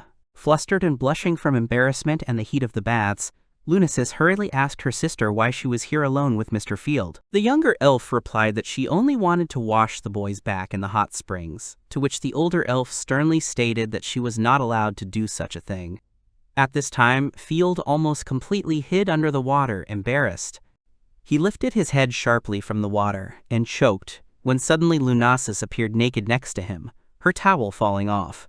She screamed loudly, burning with embarrassment that instead of her sister, she would do this and rub his back. Illumina complained that her sister had arrived later than her, so it was unfair, and Lunasis retorted that it was because she had run away from her. Field covered his face with his hands and said that he was ready to agree to anything, if only the sisters would not quarrel over him. In the end, they came to an agreement. Field sat, burning with embarrassment. Behind him was Lunasis, rubbing his back with a towel, and behind her sat Illumina, with a bucket of water on her lap, smiling at her sister. With a joyful wide smile on her lips, her happy face shining, Lunasis asked the young man if he was pleased with her actions. He again covered his red face and answered affirmatively, thanking the girl. The elf poured water on his back, washing away the foam. Field noted that it was very unusual for him to feel someone washing his back. Lunasis asked if he had ever experienced anything like this in his life. Field smiled, remembering life in the orphanage. He replied that he grew up surrounded by many small children who washed his back, trying to imitate him. He sighed with nostalgia, feeling how girls' fingers gently washed his hair. Gently running her fingers through the boy's hair, Lunasis noted that she had once done the same, remembering how she had often rubbed her father's back before. She continued her actions with a smile and noticed that it was a very interesting feeling inside her, as if they were a real family. Realizing what she had said, the girl suddenly pulled away from Field and blushed, starting to babble about how she didn't mean that they should become a family right now, but on the other hand, if the young man wanted it right now, then she wouldn't refuse. But her worries were in vain. Field, lulled by the peaceful atmosphere and fatigue, fell fast asleep. Lunasis and Illumina looked in surprise at the sleeping youth, who was sleeping peacefully and shaking his head slightly. They looked at each other. Then both elves laughed happily, enjoying the peaceful atmosphere in the royal hot springs. When Field woke up sometime later, all three threw their capes over themselves and sat down on a bench, enjoying the warmth and drinking water from a jug. Several smiling elves appeared before Field, holding formal dresses in their hands. One of them addressed him respectfully and asked him to put on the clothes she was handing him. The young man sat on the edge of the bed, looking at the unexpected guests with a disheveled and sleepy look. He wondered if he really needed to dress up like that. He grumbled discontentedly that he could just go in his usual outfit. The main girl ignored all his words and shouted at the other girls to get ready. She noted that it was necessary to help Mr. Field to get ready as quickly as possible. They all crowded around the young man and began to dress him up, and all he could do was give in to their persistent pressure.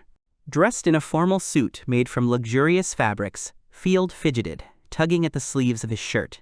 He felt his hands in the expensive fabric and couldn't help but ask why such a hassle with this suit was necessary. The royal ball was in full swing. There were many elven couples dancing on the dance floor, enjoying this celebration. Field stood to the side and chewed a donut, thinking about how he did not like to wear unfamiliar clothes.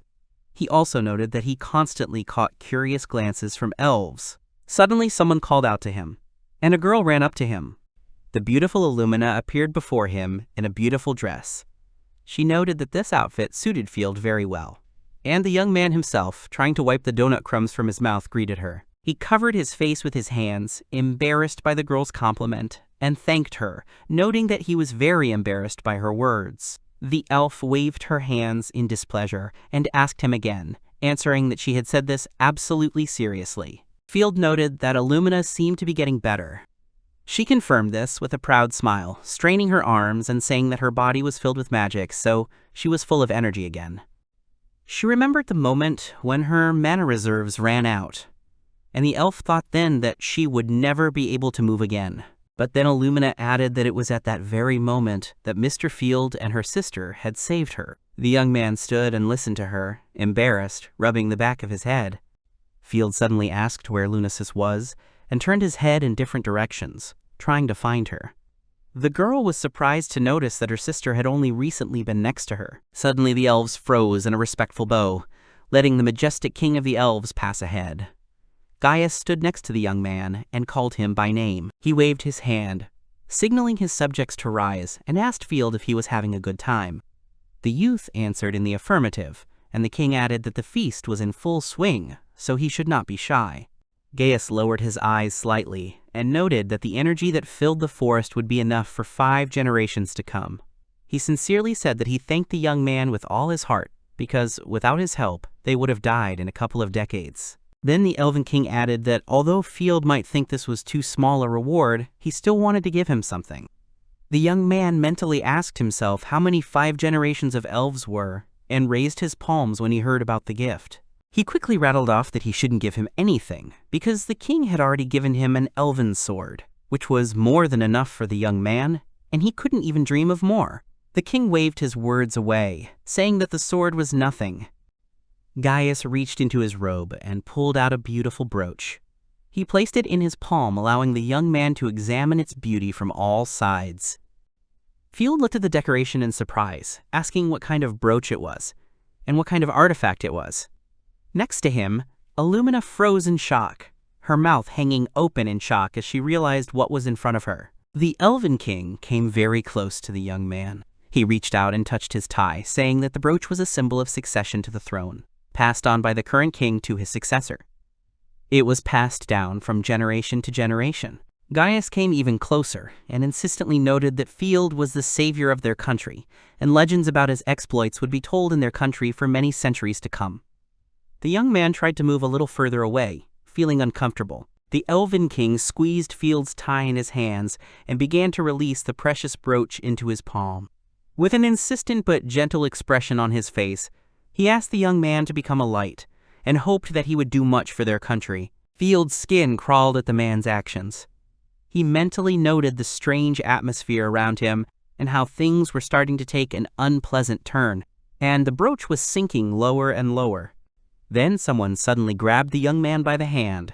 He felt surprised when he was pulled to the side. It turned out that he had been saved by Lunasis, who now held his hand with a sweet smile and led him forward, away from his father. She smiled brightly at the young man, her cheeks shining with a blush.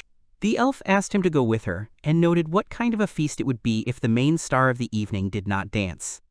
Field looked at the beautiful girl in front of him in amazement, admiring her. He smiled tenderly at her and joyfully said her name. The elves around watched in awe as the couple took to the dance floor. The young man remarked that he didn't know how to dance, to which Lunasis reassured him, telling him to just follow her and everything would be fine. They began to dance. Field tried to keep up with the girl's movements and, embarrassed and worried, asked her where she had been, and shared with her that he felt out of place because of the guests' looks at him. Lunasis was silent, not commenting on this. Suddenly she grabbed him by the neck with her gloved hand and pulled him sharply closer to her. Their faces were dangerously close to each other, which the young man could not help but notice, and he immediately blushed with embarrassment. The elf wrapped her arms around his neck and brought his face closer to hers, carefully pronouncing his name. Field froze, feeling her touch. After that, Lunasis was silent, and he only looked at her with wide eyes. After some time, the king of the elves approached his daughter, asking her where Mr. Field was. Lunasis noted that the young man was simply tired of everyone's attention, so he decided to take a break from the crowd of guests. Gaius raised his hand to his face and froze when his daughter turned to him. She asked him not to joke like that again. The Elven King covered his mouth with the sleeve of his ceremonial cloak and asked if she really took it as a joke, since Field only had to swear an oath, and he would announce the news in front of everyone. Lunasis shouted at him, and he only chuckled. She noted that she knew about his plans, because he had planned to do this from the very beginning, but the elf firmly said that Mr. Field's power should belong only to himself. She whispered to him where his equipment was. Looking at her father, Lunasis firmly said that she would not allow him to take away the boy's freedom, because this was the only way she could repay him for his help. As she spoke, she placed her hand on her chest, showing how much this mattered to her. The elf still stood in this pose and was worried, waiting for her father's verdict.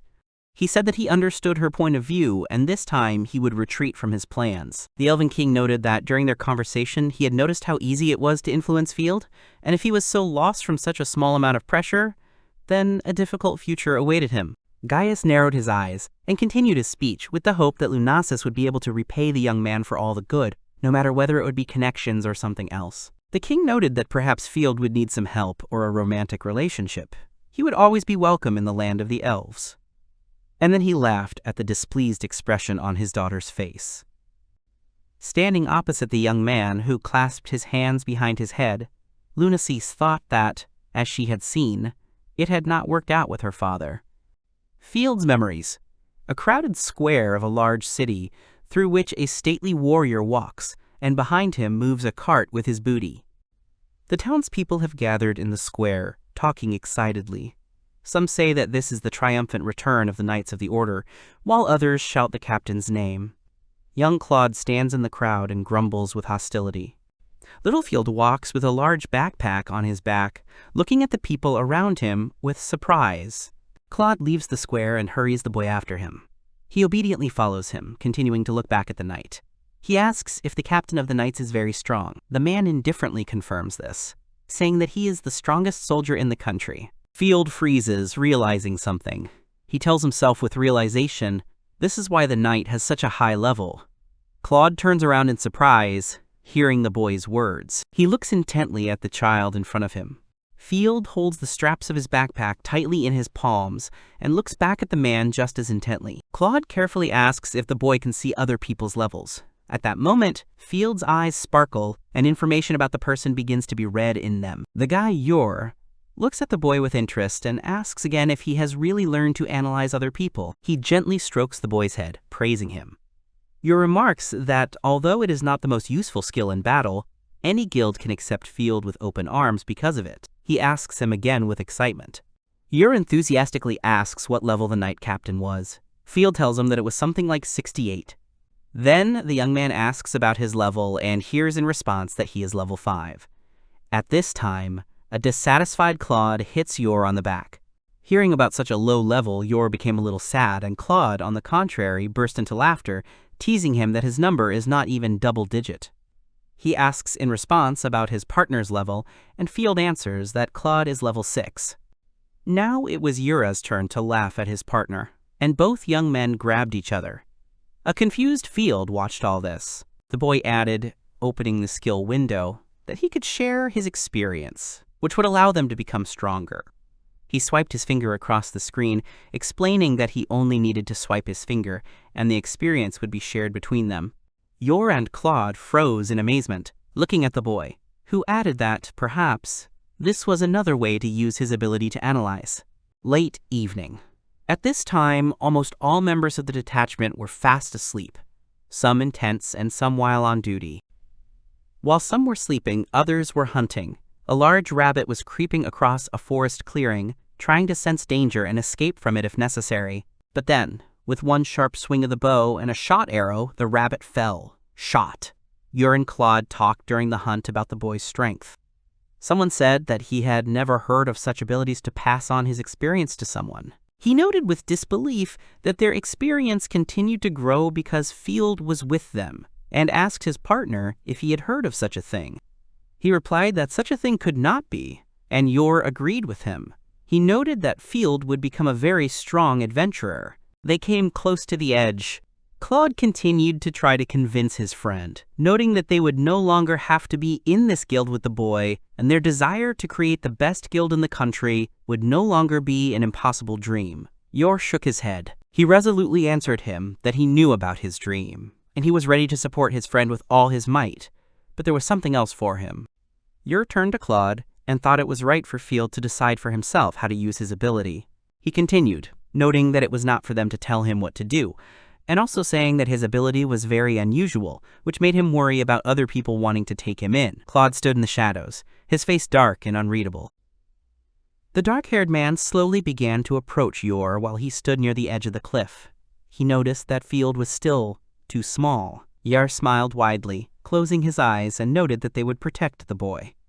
Claude took advantage of the few seconds of Yura's lapse in vigilance and abruptly thrust his hand forward, forcefully pushing the young man off the edge of the cliff. He lost his footing and began to fall into the abyss. Yura's eyes widened. He couldn't even fully comprehend what had happened. For a split second, he looked at his friend in front of him in surprise and made a questioning sound. Claude, still standing with his hand outstretched, looked back in amazement, not believing that he had done such a thing. Fear was evident on his face. The full moon illuminated the forest clearing with its light. Awakened by the noise, all members of the detachment stood up and listened with disbelief to the news that Yor had died. Their faces were distorted with surprise. Claude, sobbing, covered his face with his hand, apologizing for what happened, and telling his version of events, how they were surrounded by demons and Yor fell from the cliff. Bansa, in a panic, asked what they should do now, to which he was told that they needed to wait until morning. Field was sobbing desperately, mourning his good friend. Tears were streaming down his face and he was sniffling. Suddenly, someone spoke to him. Claude stood in front of him and asked the boy in a serious voice not to tell anyone about his abilities. The man noted that Yor was worried about him until the very end and asked him not to worry. The man placed a black-gloved hand on the tearful boy's shoulder, and Field looked at it with fear. In a voice that dripped with madness and conviction, Claude said that he would set the boy on the right path. Claude's face was in the shadows again, hidden in the darkness of poisonous dreams. He said with conviction that for Yura's sake they would create the strongest guild in the world, and asked the boy if he was with him in this. With tears in his eyes, Field looked at the man, listening to Claude's fanatical promises and trying to understand the man's goal. Suddenly, someone insistently called Field's name. The young man was torn away from his memories, returning to the real world. Lunacies turned to him and asked if something so urgent had happened that he was so daydreaming. Field shook his head and said that nothing had happened. He wanted to add something, but stopped himself, unable to find the words. The boy simply repeated that nothing had happened. Lunasis looked at him carefully, while Illumina, who was walking in front, hummed a song to herself. Field added that he was just lost in thought, which was why he was so absent-minded. Illumina, seeing something ahead, enthusiastically pointed at it with her finger, shouting to her sister that there was a castle ahead and asking her if they were going there. Lunasis scolded her sister and told her not to run so fast, otherwise she would fall again. She indignantly asked when this had happened, and added that she was no longer a child. Field only sighed with a smile, listening to the squabble between the sisters. The three of them approached the large gates that opened the way to the ancient city. With anticipation and a smile, they went to meet new adventures. Experience sharing, the ability to share one's own experience with a group or guild members. Additionally, when a person with this ability is in a group, it increases the amount of experience they receive. By the time the Dawn of Glory Guild became the best guild of all, Field Alectoria was expelled from it. The young man decided to live a free and lonely life, so he continued his journey. But by a strange coincidence, he ended up in the lands of the elves with the holy swordswoman Lunasis. Field's journey continued, accompanied by the elven princesses and sisters Lunasis and Illumina. Two big eyes watched with close attention as a large fish swam in an aquarium, looked with delight at an aquarium with fish swimming in it on one of the shelves of the cabinet. She did not take her eyes off it, looking closely and carefully touching the glass with one hand. Emboldened, the girl carefully took the aquarium with both hands, lifting it from the counter. Suddenly, someone called her name, and she turned around in surprise. Her older sister, Lunasis, stood next to her, smiling and leaning slightly toward her. She asked her to be careful, because the fish were for sale. Illumina quickly agreed. The girl added that this was her first visit to a human settlement, so she hadn't thought about it. But then her sister covered her mouth with her hand, not letting her finish. Lunasis called her to look at the accessories together, and on the other side too. Illumina tried to say something to her indignantly through her closed mouth. Field watched all this awkwardly, and behind him the little man was glad that the sister of the holy swordswoman was also enjoying herself. He added that he never thought that the boy would form a group with the holy swordswoman Lunasis, concluding that he always knew what an unusual person Field was. The boy quickly raised his palms and hurriedly tried to explain that it was not like that. Beside them, Lunasis tried to get her sister to talk less. Field noted that the group he was currently in was something of a temporary contract. The little man with the mustache said enthusiastically, noting that it was great. The young man froze in amazement, looking at him with surprise. The man folded his hands in front of him and said that the best part was sharing the enjoyment of beautiful views with his companions. He noted that good friends in travel could help a person grow. He noticed that Field now looked much more like an adventurer than before. The young man stood, listening attentively to the man's words. Field replied that they had only met a few months ago, and that he was just doing what he had always wanted to do. The man only laughed good-naturedly at his words, noting that it was not time that was important, but experience. He put his hand on the young man's shoulder and patted him on it, saying that he had been thinking about one thing for a long time. The man leaned very close to Field's face, invading his personal space, and asking about the sword behind his back, asking the boy to let him look at it. He took out a special lens and carefully examined through it the legendary elven sword lying on his table. Looking at the sword with a careful eye, the man noticed that it was a stunning object and asked where Field got such a work of art. He awkwardly scratched the back of his head and answered evasively that he was given the sword for several reasons. The man added that the sword had amazing detailing and asked if it was enchanted. He noted that dwarves often made such things and that the sword could be one of them. Field asked again, repeating the words about dwarves. The man noted that dwarves are blacksmiths by nature, and the armor they forge is often enchanted in this way. Many legendary armors are said to have been made by dwarves. The man noted that even if the armor was similar in shape, the price for a dwarf's work would be higher. Field awkwardly agreed with the information about the dwarves. Lunasis snuck up behind him and startled him by asking if he was interested in the land of the dwarves. The young man was very frightened. His heart almost jumped out of his chest. He asked with displeasure whether she had to sneak up from behind. The elf, with a satisfied look, made the observation that he was interested in the gnomes. The girl's lips stretched into a wide smile, and Field cautiously asked why she was smiling like that. Satisfied, Lunasis began to answer him. But then Illumina appeared from behind her and blurted out that the elves are in close relations with the country of the gnomes. The girl continued that they were even close acquaintances of their father, so she and her sister had also met them. Not expecting such a setup, Lunasis became despondent because she wanted to tell about it herself. Field said that the gnomes were not hiding, so he did not understand the fuss around all this information. Illumina stood with a satisfied smile and only snorted loudly at the young man's words. She said that in the land of the gnomes, where the workshops of the best craftsmen are gathered, there is a very strict entry system, so a person like Field, especially one who came there for the first time, would be refused. But then Illumina quickly added that she and her sister could ask the dwarves for a personal meeting. Not believing his ears, Field's eyes widened, and he asked if she was really serious. With a wide and sly smile on her face, the girl looked at him and asked if he would like to go there. Field's eyes instantly widened as he imagined the glittering riches of the dwarf country, and the good fortune it would bring him. Illumina joyfully and contentedly shouted that now everything was decided. Lunasis could only stand disappointedly on the sidelines and watch as her younger sister took all the glory. They said goodbye to the merchant at the porch of his shop, waving their hands cheerfully and friendly at him. The travelers split up. Lunasis, walking next to her sister, said that they should return to the inn before sunset. Illumina asked if Field would go with them. The young man went in the other direction and only waved goodbye to them. The girl asked why she and the young man could not walk around the city together, since it was a great opportunity to learn about human settlements. Lunasis didn't answer her sister and told her to hold her hand, because there were a lot of people on the street. Illumina noticed with displeasure that she was holding her child again. The girl continued discontentedly, saying that Lunasis should know what kind of magic she has, and, as an adventurer, she can stand up for herself. The older elf only sighed, listening to her sister's indignation. The older elf leaned closer and said with a gentle smile that she just wanted to hold hands with Illumina. She asked if that couldn't be done. Lunasis extended her hand to her and added that she was a little embarrassed when she was with Field. Illumina looked at the outstretched hand in surprise. After thinking, the girl put her small palm into her sister's palm, which surprised the girl a little.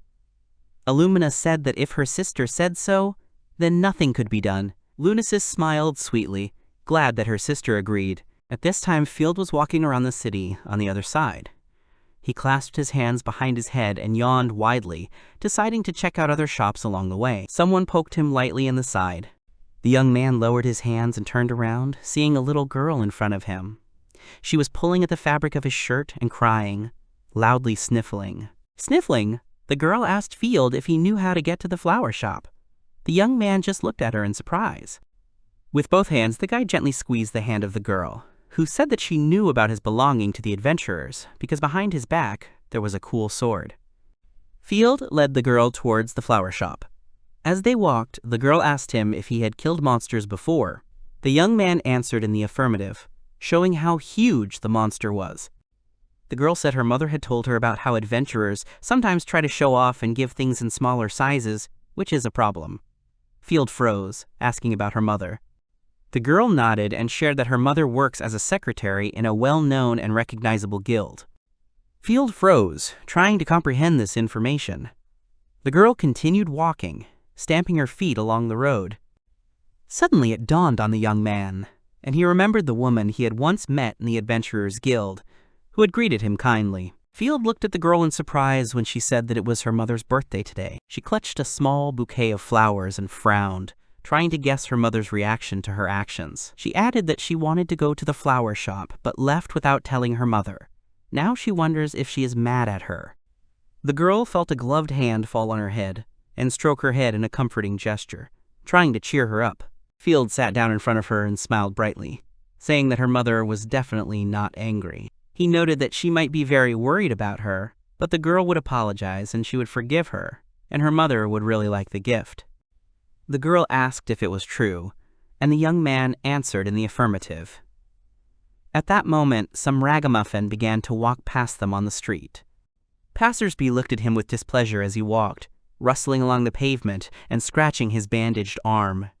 Field noted that her mother might be angry with her too, so she shouldn't be afraid. The young man took her hand and wanted to resume the movement. He noted that since she already had the flowers, all he had to do was call the guards, and then hesitantly asked if there was a post nearby. It was at this moment that the ragged stranger came very close, walking down a narrow alley. They both did not look around, which led to their shoulders lightly touching. Field quickly turned around and began to quickly apologize to the stranger for bumping into him. But he froze when he met his gaze.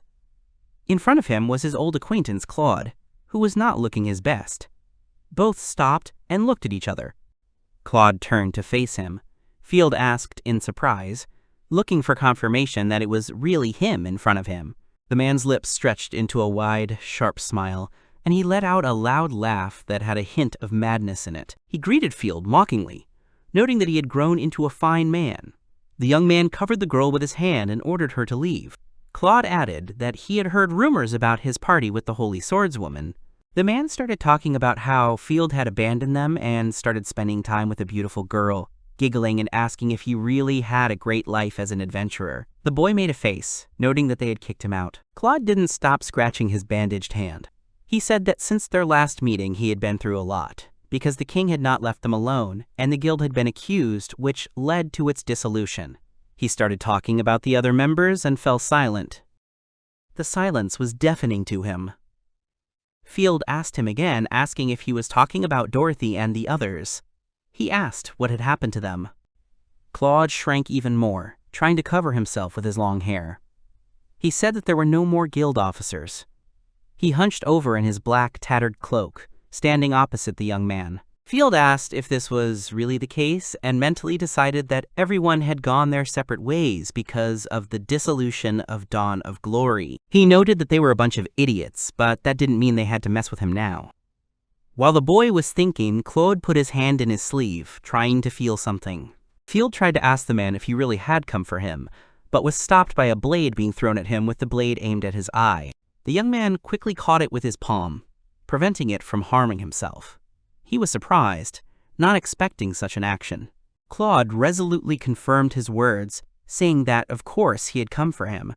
Without raising his head, he took out another knife. The man quickly approached and swung his arm, aiming at Field's face, but he quickly dodged. Claude said loudly that this was revenge. He found support in his legs for the next, more precise blow. Claude screamed with hatred about how a distributor who manipulates people can enjoy life. The man continued his thought, saying that people like him had to crawl on the ground like insects. He seldom swung his sword and began to approach the young man with a shout. Pointing his sword at him, Claude shouted in a rage that it was all his fault. But as the blade approached him, Field caught the man's hand and pulled it away from his face. He looked at Claude with disdain and indifference, squeezing his palm tighter. The young man, continuing to hold the man's hand, leaned slightly to the side and grabbed his clothes, bringing him closer to himself. He pulled with all his might. Field said loudly, "Enough," and then threw him powerfully forward away from himself. Claude crashed into the wall. The man cleared his throat slightly. Despite the blow, he continued to chuckle slightly. Claude noted that the look on the boy's face said that he did not consider him worthy of dying by his hand. Field asked him why he had gone so far. Claude chuckled, his lips curling into a contemptuous smile. He said that he couldn't forgive him, so for him it was just a little fight. The man laughed madly again, the veins on his face bulging from the tension in his entire body. Claude crouched down, showing his empty, bandaged hands. He noted that it was a way to let off steam and see Field's face twisted in pain. A terrible smile flickered across his lips. The young man looked at him carefully, observing his actions. He suddenly noticed that the man did not have a knife in his hands, and suddenly he felt a blade fly past him. Steel flashed in his eyes as Field tried to get his bearings. A girl with a bouquet appeared nearby. She asked worriedly how he was and if he had any wounds. The knife flew straight towards her, hovering above her. Field saw this and quickly turned around, his eyes widening in fear. The young man concentrated all his strength in his body in order to have time to react and quickly catch the knife, not allowing it to touch the child.